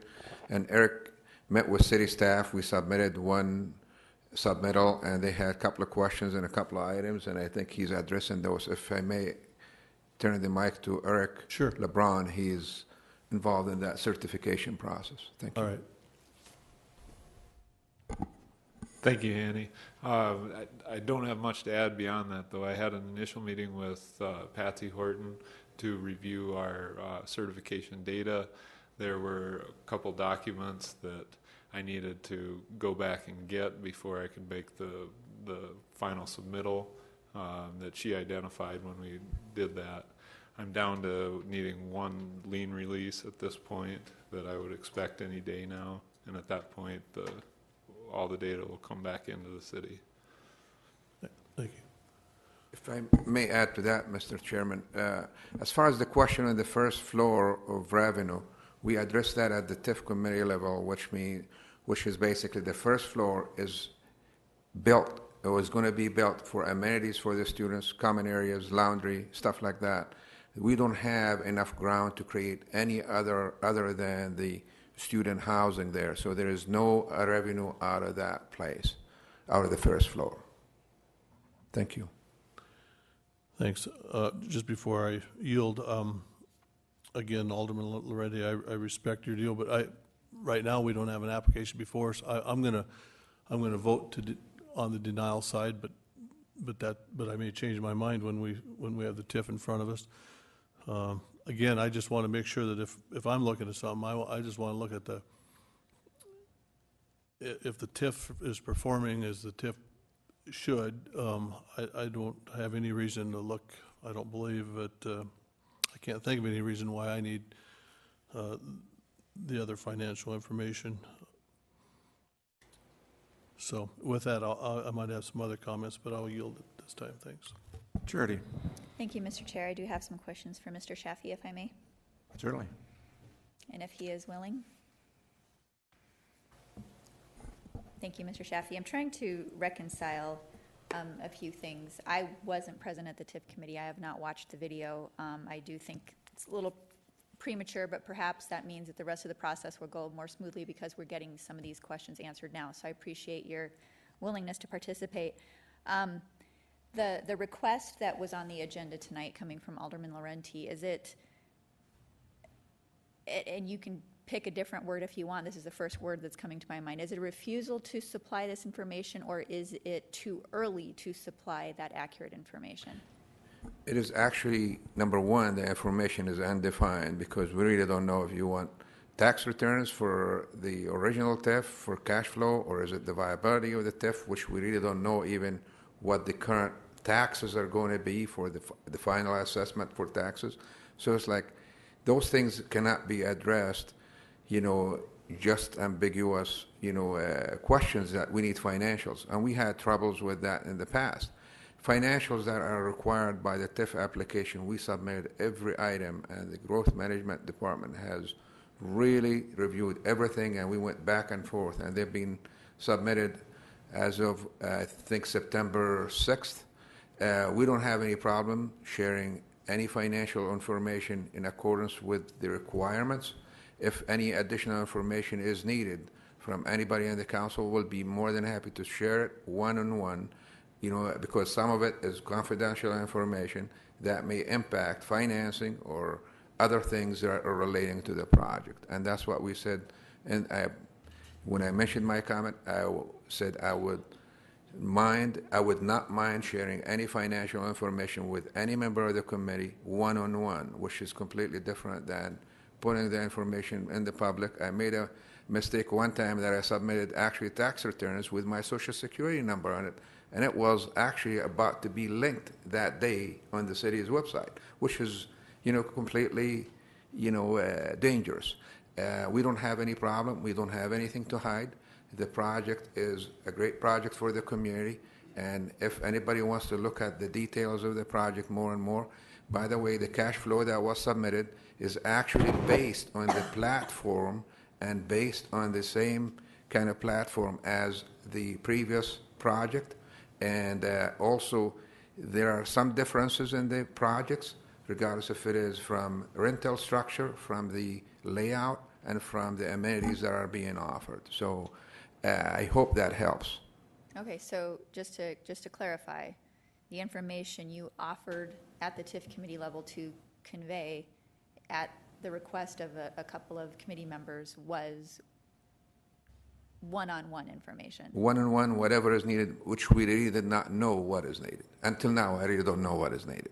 Okay, and their discussion didn't clarify that for you? No. Okay. To go back to the first floor, there would be no retail space on the first floor of this structure? Just to give you an idea, there is not enough room to create any parking to provide any retail unless it is associated with student activities, which is amenities for the students. Okay. And again, I apologize since I did not review the video for this, but was there any information on this entire checklist and application process that you were not able to provide that would have factored into the no vote through this TIF committee? I really don't even know why the no vote, because for the first time the county voted for a TIF or had a split vote in a TIF, and the city council votes against it for a TIF within the city boundary of Rapid City. And the only thing that was not included in the application is basically a letter from the bank stating the interest rate, which this process, and we typically submit that at the last stage, because this process takes a long time, and if interest rates, nobody's going to commit 3 months in advance for an interest rate from any bank. So they're not willing to do that until we're close enough to the adoption of the TAF.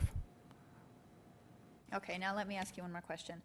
So it's not on the checklist. I mean, if I recall, I know we've made some changes to it. I haven't looked at it recently, but we don't have something where you're supposed to list the performance of comparable TIFs. Now, we have a really unique situation here where you do have an established TIF that is performing, and I believe that's what Mr. Laurenti is asking for. Well, hey, since this is working, is there something you can show us to give us that faith and security in whether we want to approve this round 2 or not? And I understand that it wouldn't be in there. Would you agree that it's comparable, and is there something that you would be willing to provide? For one-on-one, I'll be more than happy to provide anything. But One of the things that there are two separate projects, there are two different layouts. The tenants, for example, the first phase is currently leased completely by the school. This phase is actually, we don't know what even the occupancy is going to be. You know, you folks got a letter from the president of the school. We really don't have a clue what the occupancy is going to be. We don't know what the rent is going to be, but we're anticipating, hopefully based on what we got in the first phase, that this phase is going to be following the same kind of platform. And we're hoping that we will be in the same ballpark. As I mentioned before, the cash flow that is analyzed and submitted to you folks is similar to with the cash flow that we did for phase one, and it's close to the actual rates or the actual cash flow that is within phase one. It's within reason. We'll be more than happy to share it one-on-one without any issues, you know, so I hope that answers it.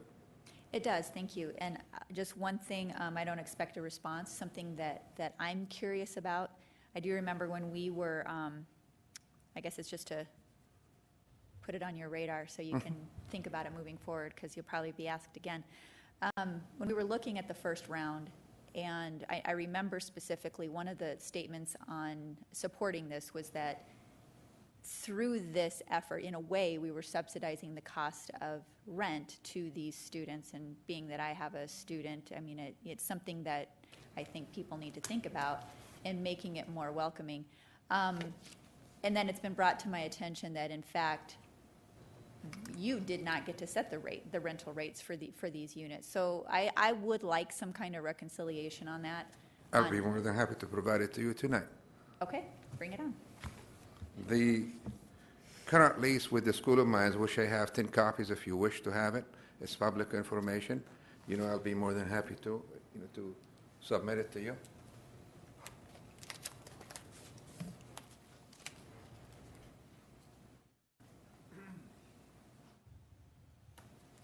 You understand my concern, though?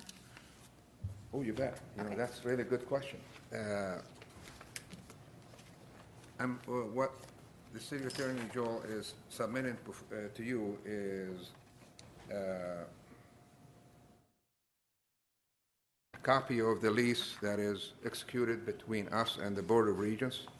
And that copy states the rent, which is 1,260,000 square feet. And then we have two parking lots that we pay taxes on, and they're separate, which are 20,000. So the buildings actually in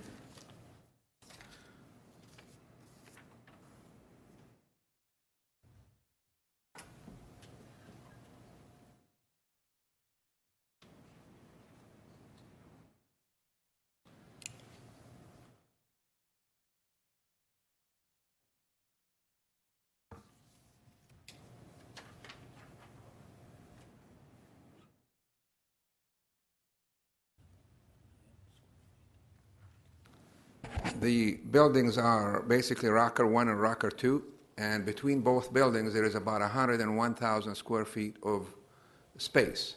Those buildings, you know, most of you have seen them being built. We actually set a record building them because of the demand for the school. And you know what the block looked like and what it looks like today, something that we as a community are proud of. The school is using it. The rent rate for that is $12.47 a square foot. We pay the taxes as owners, we pay the insurance, and we pay the maintenance for the buildings. How does that compare to other rentals in town? Those buildings, by the way, were designed for a classroom load, which some of you folks are involved in the construction or the engineering business. They were designed for a classroom load of 100 pounds per square foot for a live load, compared to 50 pounds per square foot for a residential design load. And they're built of concrete, which is a lot costlier than wood construction. If you looked at these buildings as office buildings, which is one way of looking at them, because they're comparable to office buildings, we got data from property owners that own office buildings, and all the leases are triple net leases, which means the tenant pays for the taxes, the insurance, and the maintenance. In this case, building X1, they did not want us to share the names. The only thing that I want to tell you is building X3 is a building that I own, and it's a little older than the other two, okay? So it's, I'm not marketing my building, but I just want to let you know that. That way you don't say that I'm hiding facts. I don't care sharing facts with anybody. I don't care. You know, it's $15 a square foot, triple net, $16 and $13. And there was another building that I got an email late on today. It was at a $15 a square foot. That's based on office space. If you look at an apartment space, for Harmony Heights, this is based on the one-bedroom rate, $13.49 plus utilities, okay? The Stony Creek is $13.52 square feet plus utilities. Homestead Garden Apartments, $13.19 per square foot plus utilities. You know, Homestead Garden, I used to own that one. I just sold it recently. And that one, the only thing out of the utilities that was not paid by the tenant is cable and internet. I was paying that myself. Mount Rushmore Road, which is efficiencies, $20.93 a square foot, including utilities. College Station, which is the old NAU dorms that I just finished remodeling recently. I think some of you folks have gone through them. I think Councilman Estes and I think Councilman Roberts have gone through it. And we have a waiting list for those. And the rate is actually $17.32 a square foot, including utilities. So utilities are typically expensive. They're about $250 a square foot, you know, approximately for students. The internet by itself, and NAU actually, $3,000 a month, which comes out to be per leasable space about $1.40 a square foot. So that gives you an idea how subsidized the rent is for those facilities. $12.47 compared to any of this rate is actually a lot. You know, for a building that is built higher quality than most of these is really a good rate. I hope that helps. That helps tremendously. Very good. Thank you. I yield. John. Thank you, Mr. Chair or Mr. President or whatever I'm supposed to call you tonight. Call me Jerry. Thank you, Jerry. Mr. Shaffey, I did have one question I wanted to ask you, but you did answer it earlier. But I just want to make sure that it's brought forward. I do agree with Amanda. I do agree with some other people here that I think we're putting the cart before the horse a little bit here. It hasn't even gone to the Planning Commission yet, where a lot of things are vetted out on the TIFs. But Mr. Lorente and Mr. Weifenbach want to compare the two projects. And I can understand that to a point, except they're two completely different projects. If Rocker Square 2 was going to be built exactly the same as Rocker Square 1, I could see the comparison. But I have seen, and I have looked at the TIF packet, and I've looked at everything that you've submitted, and the projects, to me, look completely different. Am I wrong at that? No, you're not wrong. Okay.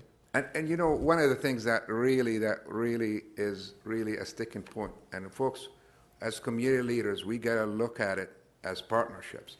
It's not really what the other one could make, it's what we as a community can make. And if I may, Mr. Chairman and Mr. Roberts, if I could just show 2 slides.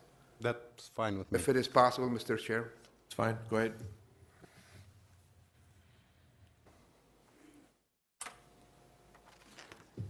We're worried about if we make 100 or 130,000, or what are we claiming for depreciation and net depreciation or what have you. What does this project do for the community? Cleaning up, of course, the mess that is there that the city was willing to take out and clean up at its taxpayers' expense. But in that, we're going to clean up the block, provide for housing, you know, affordable housing, and also provide for better safety and welfare for the public. This is just the impact as far as sales tax and real estate taxes and employment. $4.5 million worth of wages just during the construction of the project. You know, I think most of you folks have seen a letter from the police chief and the fire chief in support of this project, in which they listed 895 emergency response calls to that block over the year 2011, 2012, and 2013. If I assumed that each call, and and forgive me if I'm ignorant in that, each call does $500 in cost to the taxpayers. And the reduction in calls, by the way, the first block, I think a couple of folks from the police department and the previous chief have mentioned how tremendous the impact was on that area by removing the first block and replacing it with what we have done before. And they actually asked, what did you do with those people who lived there? You take the wrong element out and you disperse it within the community. As long as they're not within that negative environment, they're going to be positive people within the community. And we hope to do the same thing in here. Just at $500 a call, and assuming that the call number goes down by 70%, which most likely will go even further if we continue to do this effort, it's $104,000 per year as saving, just for that type of deal. And then after the TIF is paid off, if you look at your guidelines for the TIF, since we're talking about this, if you look at your guidelines for the TIF, one of the guidelines says, like if the property is going down in value and there is a reduction in the taxes that are going to the community. The 2008, for that half a block, the taxes were $15,763. That's the middle column of that chart. Those taxes in 2013 went down to $11,275, and in 2014, $10,861. By establishing the TIF, we're saying, folks, the right-hand side column, the furthest to the right-hand side, is basically what the government gets in taxes. That's, if we continue the trend, very soon we'll have almost near nothing in taxes. And our cost for phone calls is going to stay the same, if not go up, okay? So let's assume the calls stay the same and assume the taxes stay the same. We'll be getting the $10,861 a year in taxes, and still our cost for responses stays the same at the $204,000 a year, okay, or more than that, or close actually to $300,000. So what we're saying is, like in the year 2016, the taxes are going to start coming. We're saying those taxes will go towards paying the TIF. And this TIF is projected to be 11-year TIF, even at the 7.5% interest rate, okay? So if we say until 11 years, then the taxes that go to the city or to the government is $205,000. Would you do the project or would you not do it? Regardless of what your other partner is doing. Let's assume we're making $10 more after you go through $10 more after you go through all of our financing and our papers. Would you do the project? That's the question.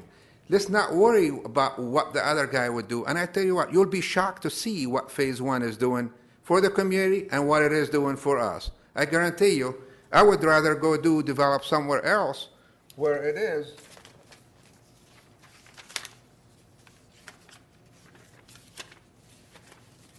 is a lot cheaper ground than this and a lot more rent than this. And I'll show you that.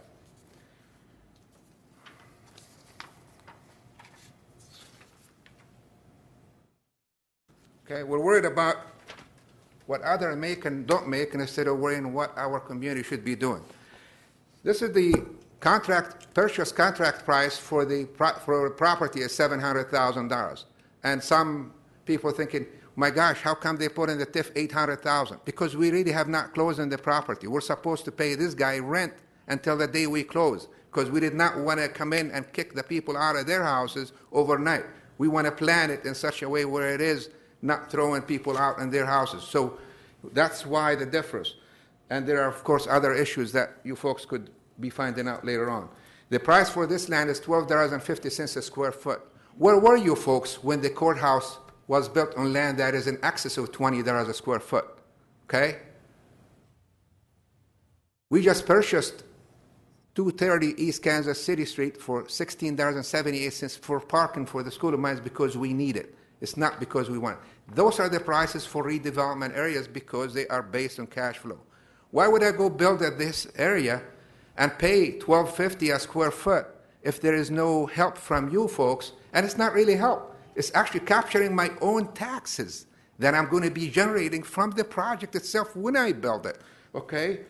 So we're saying, I could go buy land at $2 a square foot where Gateway Apartments next to the Elks Country Estates is built. That was less than $2 a square foot. And I tell you what, Orchard Meadows is this deal.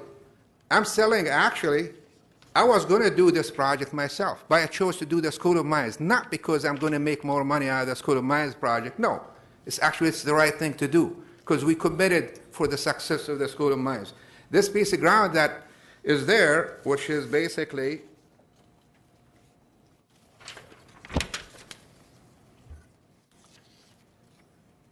this tract and this tract, the contract for those. Excuse me, Mr. Chair, I think we've kind of got away from the question. Can I'm we sorry. rephrase? That's Okay, okay. this Can will we be the rephrase last slide. question? This gives you a copy of the contract, which I should not even be showing you. $1.77 a square foot. If that is not adequate for you to think that this is done for good of the community, plus we might make a little bit of money. Might. Okay. Thank you. Thank you for all the information, Mr. Shafi. I appreciate it. Now you kind of threw me on a tangent. One thing that I was going to say on this property down here, and I do commend you for coming in and redeveloping this property, because sitting on the Contractors Board of Appeals, we had a few of these properties come through over the last year, and I know there was at least 2 of them and possibly 3 that were just on the verge of being condemned, which, if they had been, they would have came off the tax rolls too. So one thing that we have to remember is this property was steeply declining on the tax rolls, and somebody stepped up to redevelop it. And I'll tell you what, without some help, in my opinion, this would have never been redeveloped. If there was a profit to be made or a good cash flow on this property to be made, somebody would have stepped in 10 years ago or 20 years ago to do it. And all it has been doing for the last 20 years is becoming more and more and more of an eyesore, more of a problem for our police department, and more of a problem for Rapid City. So I do commend you guys for stepping in and doing this. Thank you. Tom, thank you. Steve. Thank you, Chair. Obviously, it's gotten way away from the agenda item, which was to get the information that was offered. And it became whether TIFs are good or not, or developments. This is a great development. I don't think any of us could disagree with that. To that point, this is about getting the information.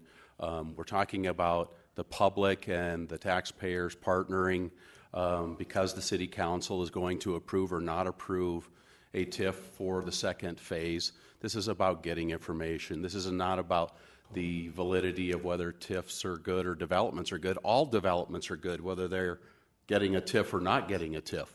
But because we have private developers that ask for public assistance, it is our due diligence. It's something that we should, as elected officials, make sure that we aren't spending the taxpayers' money, and it's in the requirements, our own TIF committee requirements, so that we avoid unnecessary subsidizing of private development. It specifically says that in the requirements, to avoid unnecessary subsidies. So this was not about whether this is a good development or not. All developments, improving blighted or non-blighted areas prior to having TIFs in 1983. I'm sure there were blighted areas prior to 1983 that were developed. So this is not about that. We all agree that this is a great development. It's just whether the public should participate in supporting the TIF. So I'm hoping that my colleagues will try to keep it on the subject of just getting the information. I don't know what we're afraid of. And not only that, as a matter of fact, the Planning Commission is going to be meeting, I believe, the 28th. Is that correct? So asking for the information is not premature. They're going to be meeting in a matter of 8 days, and then it will be to us. Okay, 3 days. So we're really not premature in getting the information. And so I understand that most of us have stated that as the reason that we want to vote against it, because it's premature. However, the Planning Commission is about to meet on it, and it will be coming to us. So it would be important that we move forward to get the information. Whether you vote for the TIF is another thing, but having all of the information available, I think, is extremely important, and we should practice due diligence when the taxpayers' money is going to be used to support this development. Thank you. Mr. Richie Nordstrom. Thank you, Mr. Chair. I hope somebody will call a question after I'm done with this. But I just want to point out that several things are still taking place, and we are definitely, with this proposal, if it is, shall I say, approved, we are definitely putting a cart in front of the horse. Everything is getting backwards and upside down if this financials come forward on this, because the developers are in still negotiations to figure out what the price of the property is going to be. So we don't know what the interest rate is going to be. The first floor cash flow is, if you folks will have the opportunity to actually go down and see what the floor is actually consisting of. It's a commons area, and that's where students gather. And it's not used for primary purpose of collecting funds. And by the way, Mr. Haney, I did have to look up what CAM stood for, and it's Common Area Maintenance. And essentially, that's the other factor that has to be tossed in there, that we're missing that part of it as well. And I don't mean us up here is missing it. It's that one of those factors that you folks are applying to your numbers that you presented here just earlier. The other part that's very important for me, number one, is the substandard housing. That substandard housing is going to go away. Number two is that this will help, and if you want to use this word subsidize, I'm willing to go along with it, but it will also help for student housing, which means translates into affordable education for our students that we have at the School of Mines. It'll help a reduction for the cost over there. And the public perception that you folks are getting money put in your pocket is a real misnomer. It's very unfortunate that you are getting labeled with pocketing a lot of money coming out of this project, and you're not. It is, as you suggested, it is going through a process to go through to get the bank loan paid off, and it's not going into your pocket. And the other part of it is the incentives. For me, if we need to do incentives to get the city to take over some of these substandard housings, and you folks are coming up with an investment into the community, I'm all for it, because this is a great enhancement for our community. Other people in this community don't want to take a look at that factor because they feel they have that public perception that you folks are putting your money in your pocket. Totally incorrect. So that's why I'm supporting the motion on the floor to deny this request for additional financials, because this information will be ultimately coming forward. And we're just getting everything upside down on this. Thank you. Brad. Thank you, Mr. Chair. Call a question. Okay.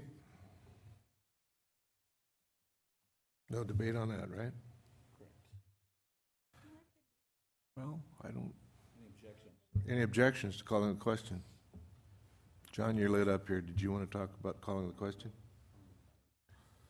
Okay, those in favor say aye. Aye. Opposed? Okay, the question's been called. The motion is to deny.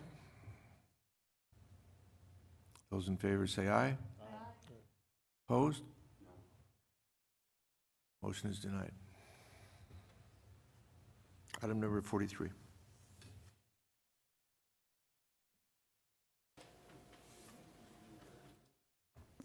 Didn't press hard enough. Thank you, Mr. Chair. Item number 43 is to appeal the Historic Preservation Commission's stipulation to preserve scalped trim at 1725 9th Street, and I move to deny the appeal. A motion to deny and a second. Discussion? Those in favor, excuse me, John. Thank you. Can I ask the homeowner one question? Certainly can. When you went out and got bids to replace this, can you tell me roughly the cost of it? I think Sarah submitted the information to you, but I believe it was like, say, $4 to $5 a linear foot. There's also pictures attached. We have no pictures attached. Do I? $518. But then I'd have to also add on the fast, I'd have to replace the gutters too. I couldn't remove them without damaging them. Okay, thank you very much. Yeah. Steve. Thank you, Chair. Sir, my question to you, I just want to clearly identify, was it the actual fascia board, like a 2x6, and it was scalloped? That was Yes. the original? Yeah, and the gutters were attached to that, so when I pulled them off, they cracked and broke and they were rotten and stuff. There we go. I don't have a traditional overhang on the house, so I couldn't really wait for this whole process to play out in order to get the stuff back on. I had to get the gutters on. Now, I read you were willing to replace it as it was before? Yeah, when I went What to happened there? Tell me what. Well, when I went to the original meeting back in January, we took the siding off. I didn't know I bought the house 3 years ago. I wasn't really aware it was an historical area. I'm on the southern boundary of it. Right. Across the street, I'm good to go. Unfortunately, I'm wrong side of the street. Went to the meeting, listening to the process. I'm relatively new at this. I did not get the sense that my application would be approved. So if I'd said no, my house is sitting without siding in the middle of winter, and this is, I have to turn around and do this process right now. So I said, yeah, it didn't seem like that big of a deal. A piece of trim, scallop trim, seemed like something that would be, Lowe's or Menards would be able to get a hold of. I had no idea that I'd have to have it custom made. And you say custom made, you're just saying that it would need to be routed by somebody who has Yes. the ability to route? Yeah. Okay. I don't think I have any other questions. Thank you. Steve, Charity? Thought there were a few ahead of me. Okay, so 2 questions. Mr. Chad McDonald. Mr. Chad, Mr. McDonald. So you complied with everything else? Yes.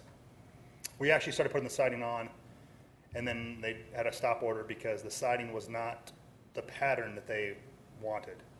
So we had to take the siding off again, and then reapply it in the ribbon pattern effect that they wanted. Okay. Which we did. So everything's been done. So that's all done? Yes. Question for Ms. Kesloff, if I may, or Sarah, I'm not sure who the question should go to. I'll ask it and we'll see who beats whom to the podium. And the question is this scalloped trim enough to take this property out of conformance or compliance or whatever the terminology is? I mean, is it enough to knock it out and make it a non-conforming structure? Thank you, Ms. Kesloff.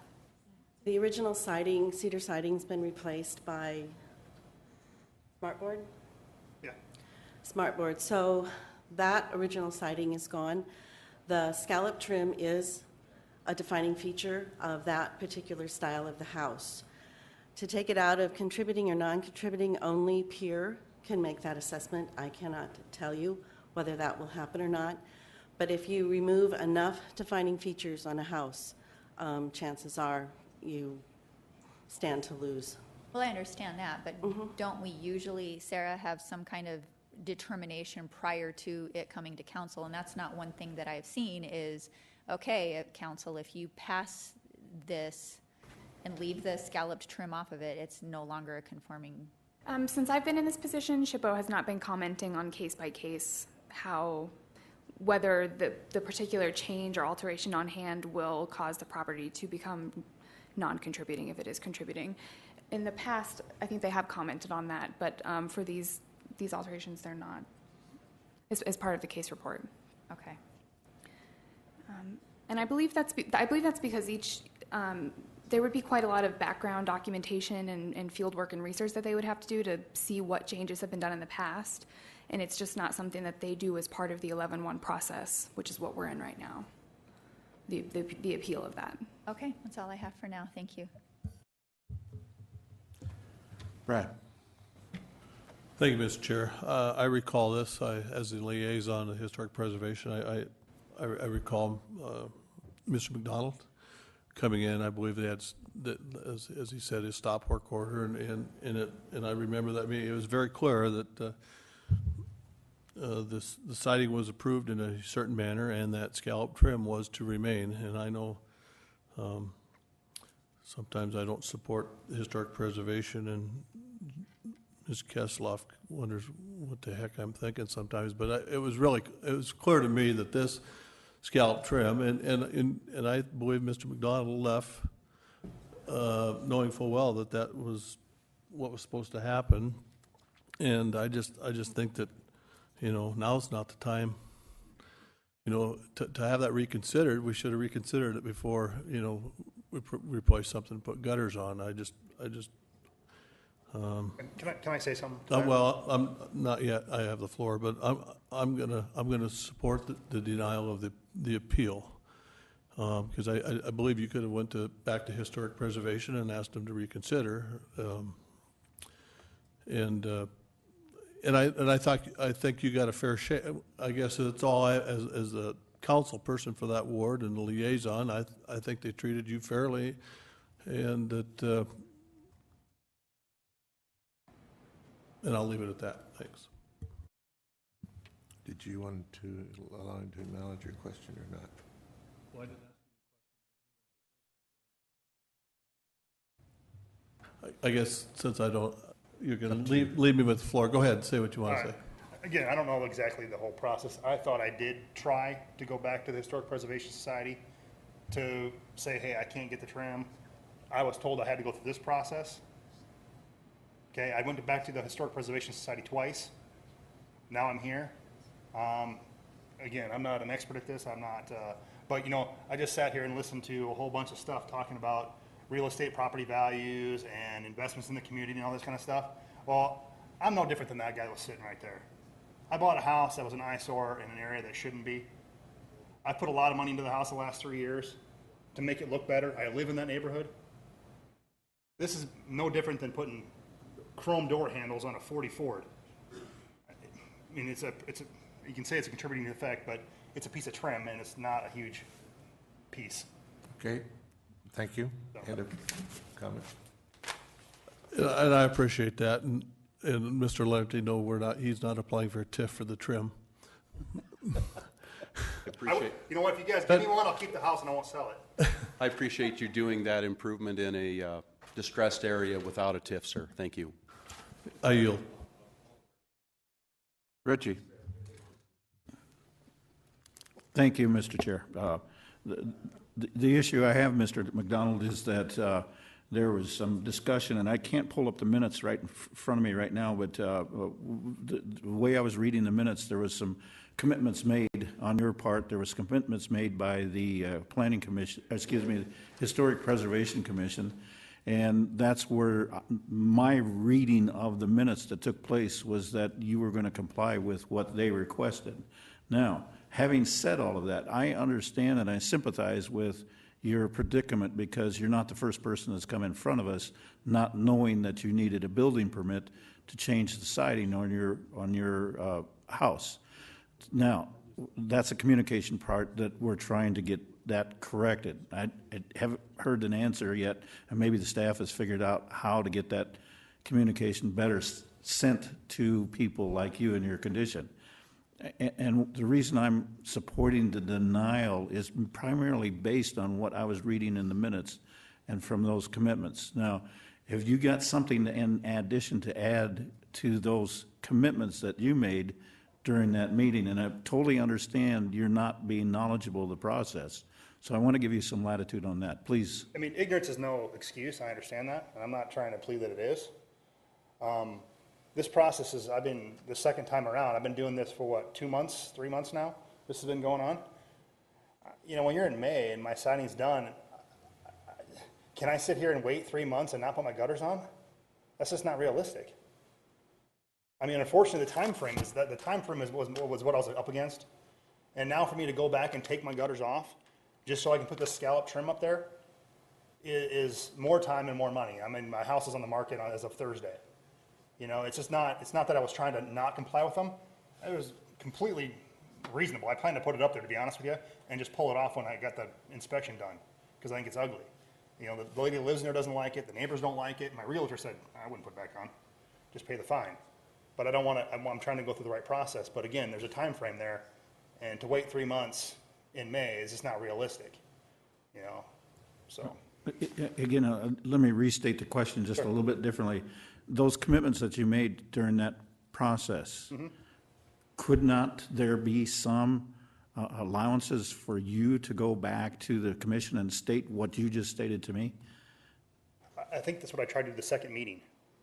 Okay, it did not show that in the minutes that you went back and stated what you just stated to me.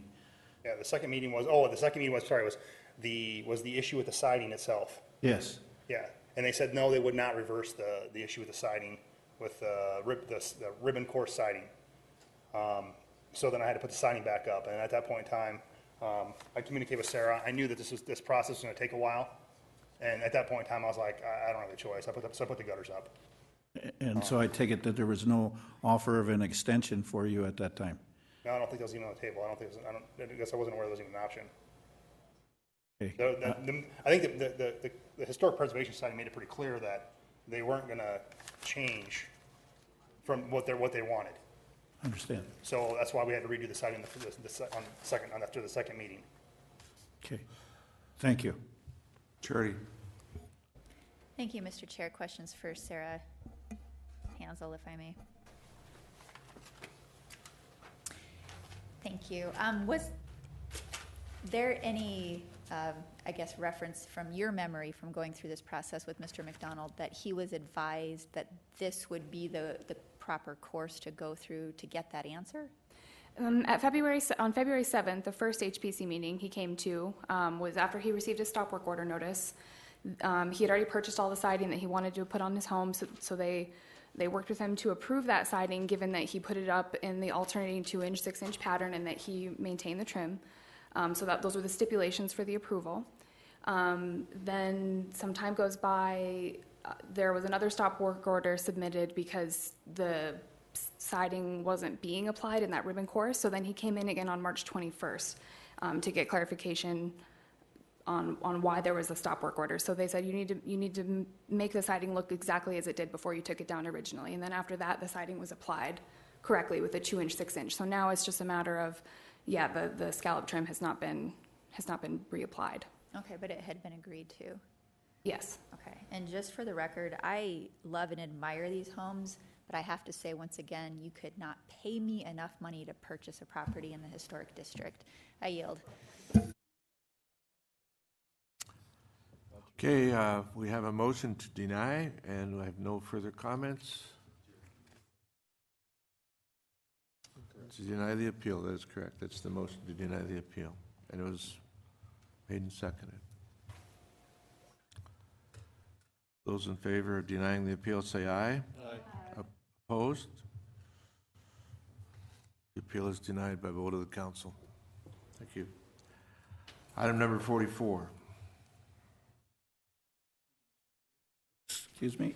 Thank you, Mr. Chair. Item 44 is a resolution number 2014-93 declaring certain real property generally located west of West Boulevard North, south of Custer Street, and north of Van Buren Street surplus for purposes of disposing of such property, and I move to approve. Staff requests that the item be tabled at this Oh, time. I'm sorry. Yes. I was looking right at it and I missed it, so I apologize. Yes, table this item. That's my motion, is to table. Sorry for the confusion. No comments? All those in favor say aye. Aye. Opposed? Motion carries. Yep, next one's your guys'. 45 is Public Works. Item number 45 is to authorize the mayor and finance officer to sign addendum to an agreement between the City of Rapid City and Destination Rapid City for construction and development of Memorial Park Promenade and approve the updated West Memorial Park implementation plan. And I make a motion to approve. A motion has been made and seconded to approve with one question or list. May I start? Sorry, may I retain the floor? Yes, you may. Thank you. Mr. Sapner, if you wouldn't mind answering one question for me? Certainly. I noticed in here when I read it that it said something to the effect of that this would be brought in phases. Could you please just elaborate a little bit on what you mean by phases of this implementation? We have been, we being Terry Walterstorff, Public Works, and myself have been in communication with Parks and Recs. The first phase of this project will be the parking lot and beautification of that corner. Now, if you take a look at the whole project, it goes clear from A Street to the new 190 entrance, and we will be covering about half of that in this phase. And then phase 2 would be down the road for the beautification of the rest, and I'm sure Terry would be happy to answer any questions on that. Go ahead, Terry. Pushing the wrong button over here, sorry. Yeah, Dan is correct. That what this agreement will do is this will allow Destination Rapid City to construct the parking lot portion of that overall plan. Remember, as Dan mentioned, that the plan really extends from 8th Avenue all the way over I-190.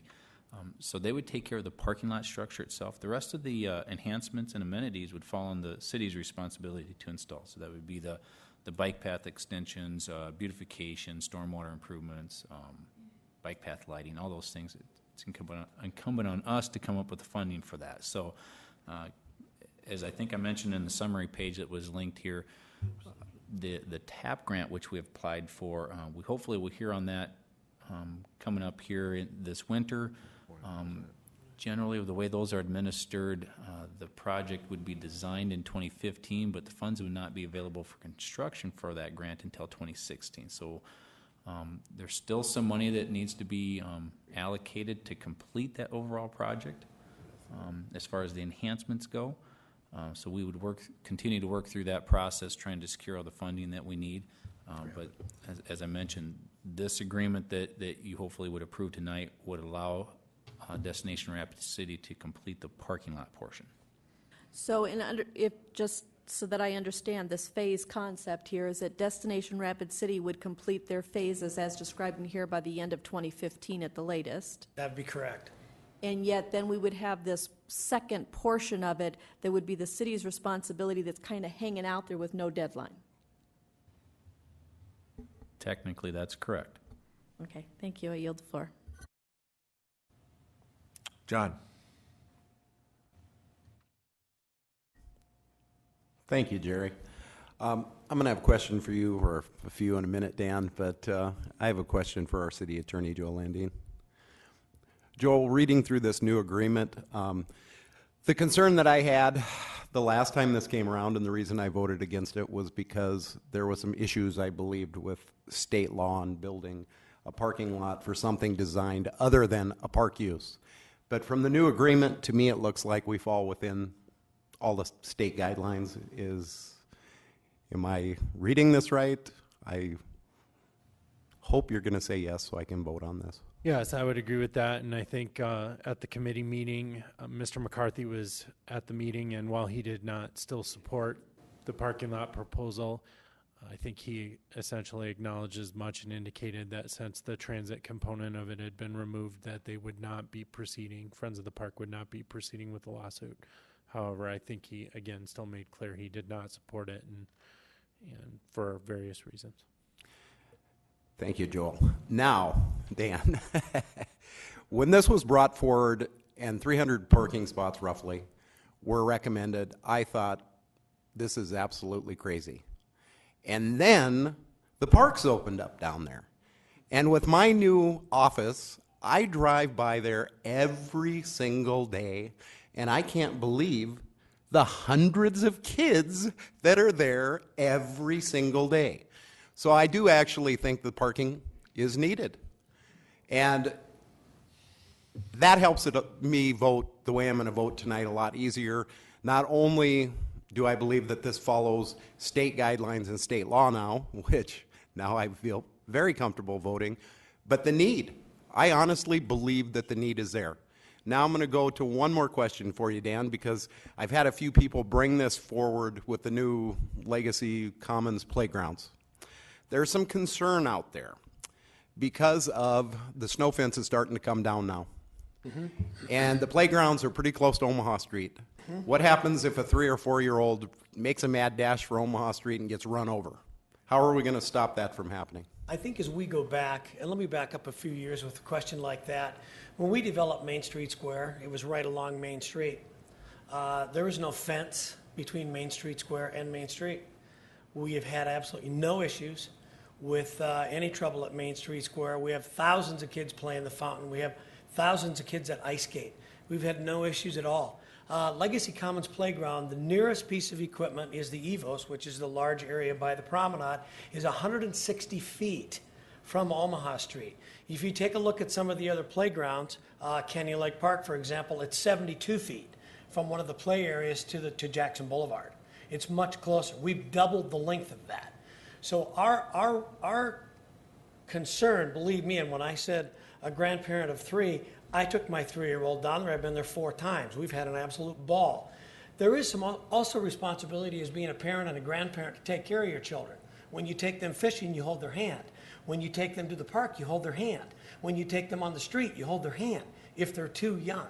So there is some responsibility as a parent and a grandparent to take care of our families and to make sure that we keep up with what is going on.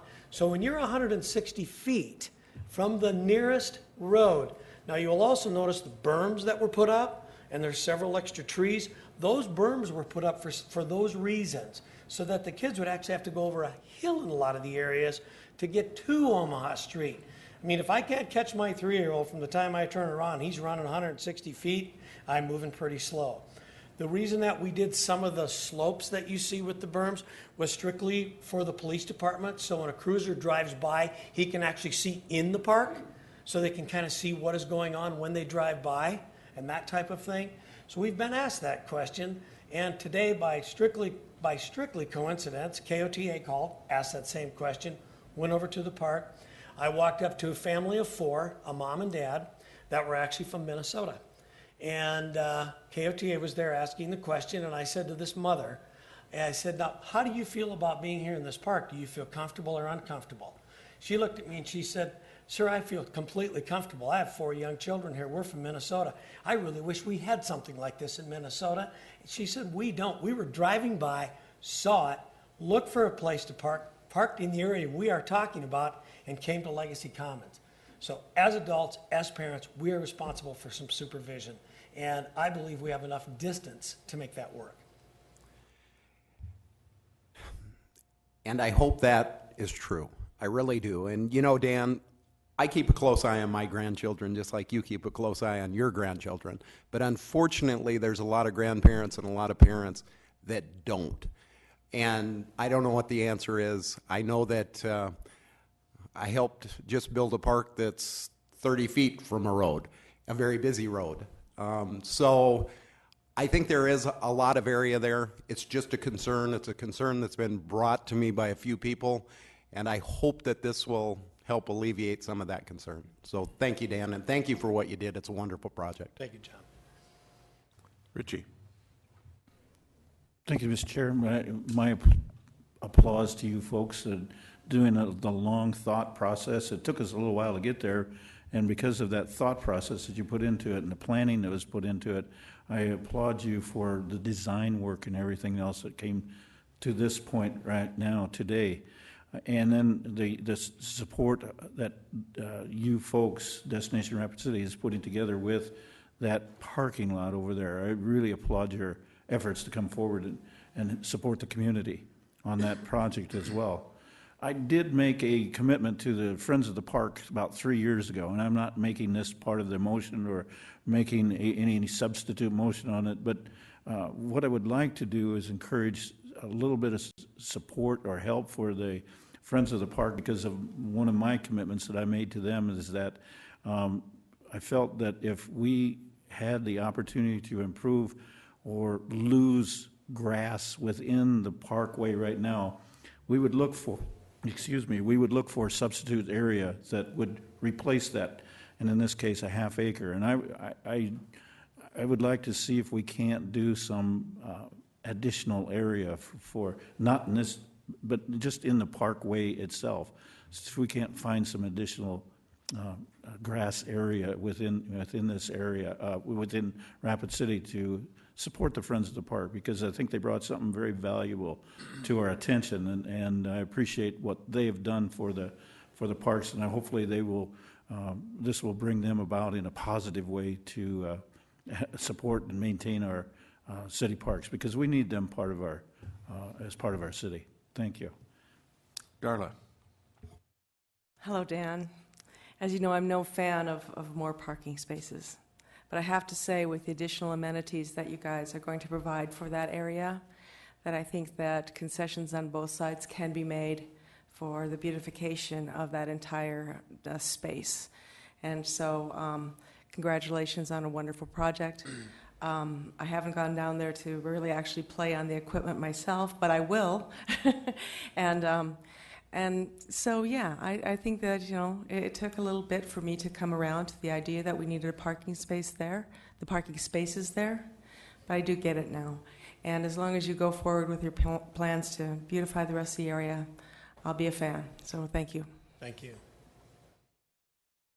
Joel Landine, you're on to queue. Did you still want to visit? No.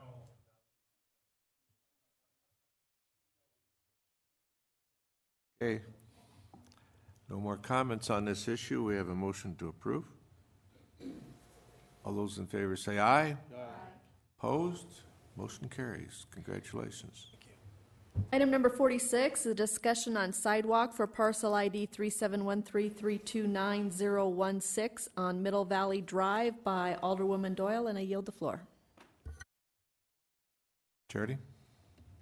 Thank you, Mr. Chair. I'd like to give some background as to where this came from. I know some of you have actually taken the time to go out and look at this area, and it is the city's policy that we have sidewalks put in. And in this particular development, this is the one lot that is not completed, so we have a non-contiguous sidewalk. Now, normally, I mean, for able-bodied people, they can cross the street, use a sidewalk on the other street, and it's not a problem. However, this was brought to our attention because of a gentleman in a wheelchair on that road adjacent to this property that has had some near misses on that hill and some problems getting across that street. So doing the research, of course, with Public Works, we determined that it's an unbuildable lot. Normally what would trigger, as you gentlemen know, the sidewalk to go in would be construction of a home. And it sounds like you fully anticipated to be able to build a home there and have learned that it's going to be drainage forever after. I just, you know, I think we need to figure out a way to get this sidewalk in, and now with the dynamics such as they are, Mr. Wolterstorff, I think, you know, obviously the discussion may take a turn, and probably the one that I kept saying was inevitable. Here it is a little sooner than probably anticipated. But I guess I would look to you to ask what would be the best process now at this point to go through and still get this completed in a timely fashion, since this neighborhood is predominantly built out, particularly in this area. May Terry have the floor, Mr. Chair? Certainly. Sure. I guess my question back would be, what would you consider timely fashion? If timely fashion is construction in the 2015 construction time frame, obviously I think the first step is to order the sidewalk in. Without the formal notice by this city council to construct the sidewalk, this sidewalk will never get installed by the property owner and or anybody else in the future. I'm a little concerned about setting a precedent of us going out and constructing sidewalks for private lots, I guess, without going through the process of ordering them in. So that's what you would be looking for tonight to get this ball rolling, and whatever else may come as a result of the property owner involved and what the city may or may not be willing to do. Correct. Okay. Well, since I've already spoken, I would look to one of my colleagues to make that motion, or I'll jump back in. Thank you. Brad. Thank you, Mr. Chair. I might throw you guys here for a little loop, but I'm going to make a motion that we ask staff, primarily Public Works and our attorney's office, to get with the owner and see if we could just get this piece bought. I mean, and I'll make that motion. Somebody make a second, and I'd like to retain the floor and explain. Thank you. I drove over there today. Thank you, Darla. To look at this area, and the development's nearly 100% built out. There's maybe one or two, and everybody's got sidewalk except for this lot. And you know, we can do this. We can order the sidewalk in. It's going to be levied against his taxes, and we're going to get this thing back, and everybody's going to go through an exercise. And I'm just hoping, I mean, we all know it's not where, I don't know what you paid, and it couldn't have been very much, and I don't expect us to pay very much, but I just thought maybe we could just settle, you know, let the attorney's office and Terry, maybe, it's going to be a drainage easement and a detention pond for the rest of its life, and maybe in good faith we could get with this gentleman, see if we get it bought, and then we're going to be paying for the sidewalk anyway, but I think the neighborhood needs to have the sidewalks finished up, and that's my reasoning here. So I will yield. Thank you, Brad. Steve? Thank you, Chair. Terry, if you could, please. On this piece of property, as I'm looking at it, obviously, I mean, the steep grade and the drainage in the bottom of it, that's obvious, but what would be the public purpose for us to purchase this property? I mean, The purpose of the property and the lot is stormwater detention. That's what it was built for. That's why it was platted off that way. It's the only purpose it serves. It's stormwater. What is frustrating for me is that potentially you guys are asking me to purchase this lot from this gentleman when if he just hadn't purchased it on a tax record or a tax deed, we would have gotten the lot for free. Or if we weren't in a hurry to put sidewalk in, he's probably going to let it go to back taxes because there's no reason to pay property taxes on a worthless lot, and we're going to get the lot for free. But now I'm looking at buying a lot, and that's frustrating to me. so what's the potential that we would get it for free? Let's order the sidewalks in. I mean, what's best for the taxpayers here? I'm saying that to my colleagues now, Terry. If we can order the sidewalks in, I mean, it's not the taxpayer's fault that this gentleman is in this situation for purchasing this piece of land, which requires sidewalk. It doesn't seem wise use of the taxpayer's money for us to pay for this gentleman for the lot when he's already said, I'm just going to let it go back to the city. Well, let's wait for it to come back to the city, and let's get it for the price that we should have gotten it for in the first place. So I won't support the motion on the floor. Thank you. Joel, you're next. Thank you, Mr. President. I think we should sit down and have a conversation. I would not recommend at all that we pay for this. I was, in fact, if you hadn't made this motion, I was going to go out and grab him after the meeting and see, look, it's going to be a pain for everybody to go through the whole tax roll process. A bad investment was made. I don't think the city should try to pay money to get out from under that bad investment. If we have to go through the process of assessing it and whatever else, we can do that. But that's not going to be a pleasant process for the landowner either, and having to have the land go back for taxes. I think if he was willing to just provide us title to it, quit claim deed, we'll take title to it, and then we would own the property, and then we can just build the sidewalk on our property. You know, frankly, these drainage lots like this, not having the drainage utility, we didn't want to take them because we had no way to maintain them, so we left the developer, and then the developer had no use for them, so they let them go back for taxes. So hopefully the drainage utility, you want to see a benefit of it. Hopefully the drainage utility in the future will resolve some of these, because we won't try to stick the drainage lot on the developer. But I think that if the landowner is willing to just provide us title to the land, walk away from it, we'll take ownership of it, then he won't have to let it That's what he's saying. go to default on taxes. I'm going to take a little order here. I think that in talking to the original motion maker, The intent was for staff to discuss and negotiate. I believe that was what the intent was, but I'll let Brad to clarify. Thank you, Mr. Chair. Well, I did use the word by, but I wanted to refer it to staff to deal with this gentleman to see if we could shortcut this thing. So, anyway. Is that an amended motion? Well, Clarified I motion? the part of the motion that is clear is that I wanted the staff, Terry and or Joel, to talk to this gentleman and, you know, see if we could just get this thing sped up. I did use the word by, and I understand that was rather open-ended, but when I was thinking money, I mean, I'm not thinking very little, very, very little. So anyway. Is that okay? Deal with what you want on the motion. I just thought, you know, rather than have going back and taxes, you know, if we could short circuit the deal, we could just try to We have a work clarified with the motion. owner. We have a clarified motion. Is that okay with the seconder? It's a little unusual. That clear it up at all? Well, I don't want to turn it over to John? No, Yes. Darla did. Darla? I'm sorry. You're okay with you? I'm sorry, John. Didn't mean to put you on the spot. I had a note here. Amanda, you're next. Thank you, Mr. President, and thank you for clarifying that. I'd like to make a substitute motion that we just order the sidewalks in.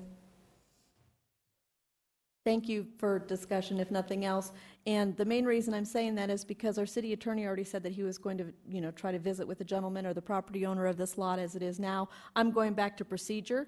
It seems to me the procedure that is in place is to order that last piece of sidewalk in place. As far as the city eventually owning the lot and that type of thing, that can be worked out off the seats. I don't think we need to make a motion to make our staff enter in negotiations on this. I think the city council needs to order the sidewalk in to complete the sidewalk at this time.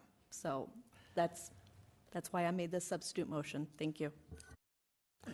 Okay, we have a substitute motion to order the sidewalk in, and did I catch a second on that?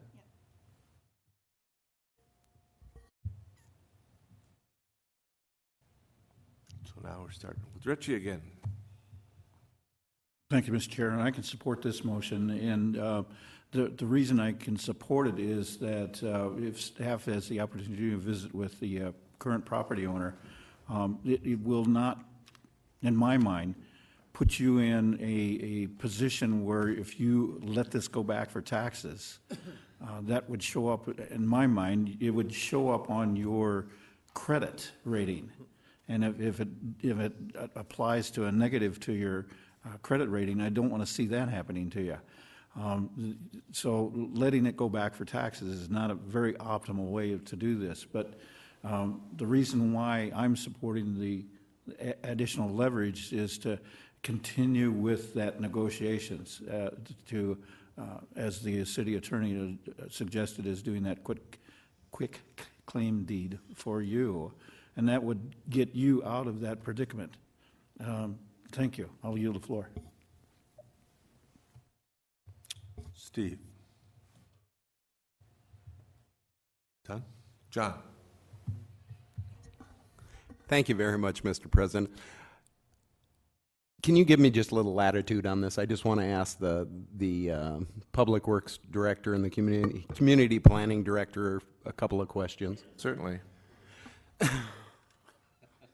Attitude helps the attitude. Go for it. Thank you very much, Jerry. On this piece of property, and I can ask probably, Terry, you'd probably be able to answer this a little bit better. Do we have quite a few of these drainages in town where they go in on I would guess on a planned unit development, they come in, they build out, they leave the drainage lot and let it go back for taxes? Is this something that happens more than we would probably want to know? I don't believe you'd find it happening anymore, but it was a common occurrence in the past to where the drainage lots were platted off as individual parcels. Okay. The way it really should happen, and I think the way it more than likely happens now, is that this parcel or this drainage easement would be included with one of the other buildable lots. So there's an owner that goes with the land. There's an owner that would maintain, mow the grass, shovel the sidewalks, that type of thing. But situations like this they're pretty common. There's several of them around the communities. And that kind of leads me into my next question for community planning. So this has been taken care of now, basically. I mean, we're not going to have developers that are leaving blocks of sidewalks in these new developments. And actually, the responsibility on this one should have went back to whoever developed this property. I mean, if that lot was unbuildable, and they knew it was unbuildable from the beginning, it either should have went back to the city or the developer should have taken care of it at that point beforehand.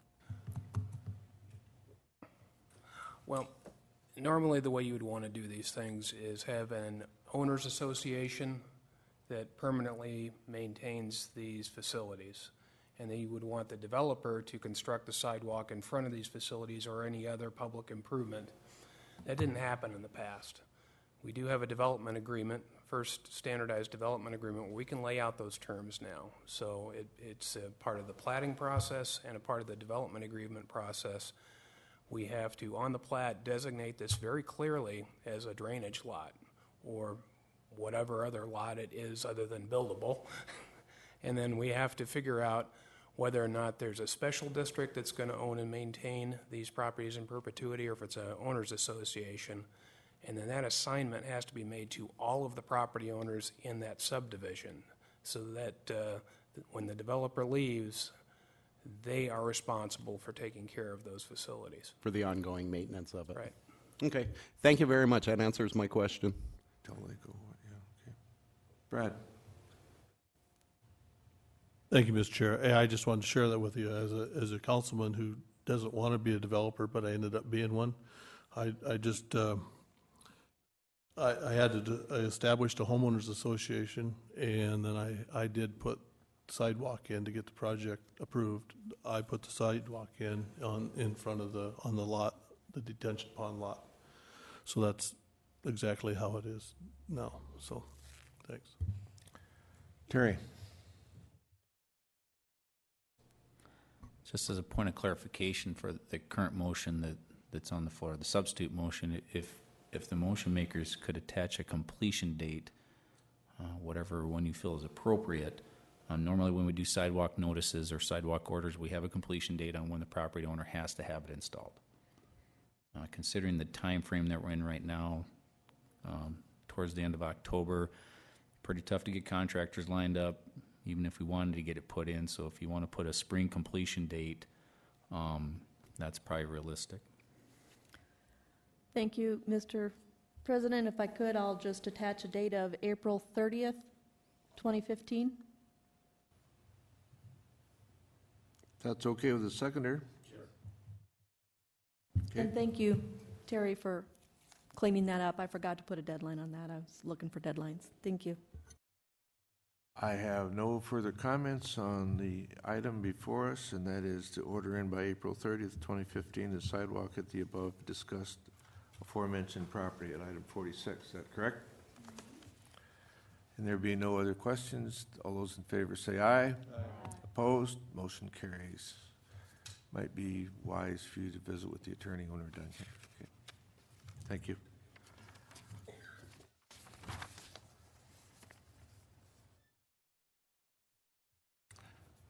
Items 47 for 54, I have no comments from here. These are the consent public hearing items. No public comment requests on them. Are there any items that the members of the council wish to withdraw? Items 47 through 54. If not, all those in favor of items 47 through 54 say aye. Aye. Opposed? Motion carries. Item 55, Legal and Finance. Thank you, Mr. Chair. This is second reading for ordinance 6012, an ordinance amending section 1706 of chapter 17 of the Rapid City Municipal Code, rezoning the within described property as requested by the city of Rapid City from medium density residential district to public district, for property generally described as being located south of Anamosa Street between Wilsey Avenue and Blaine Avenue, and I move to approve.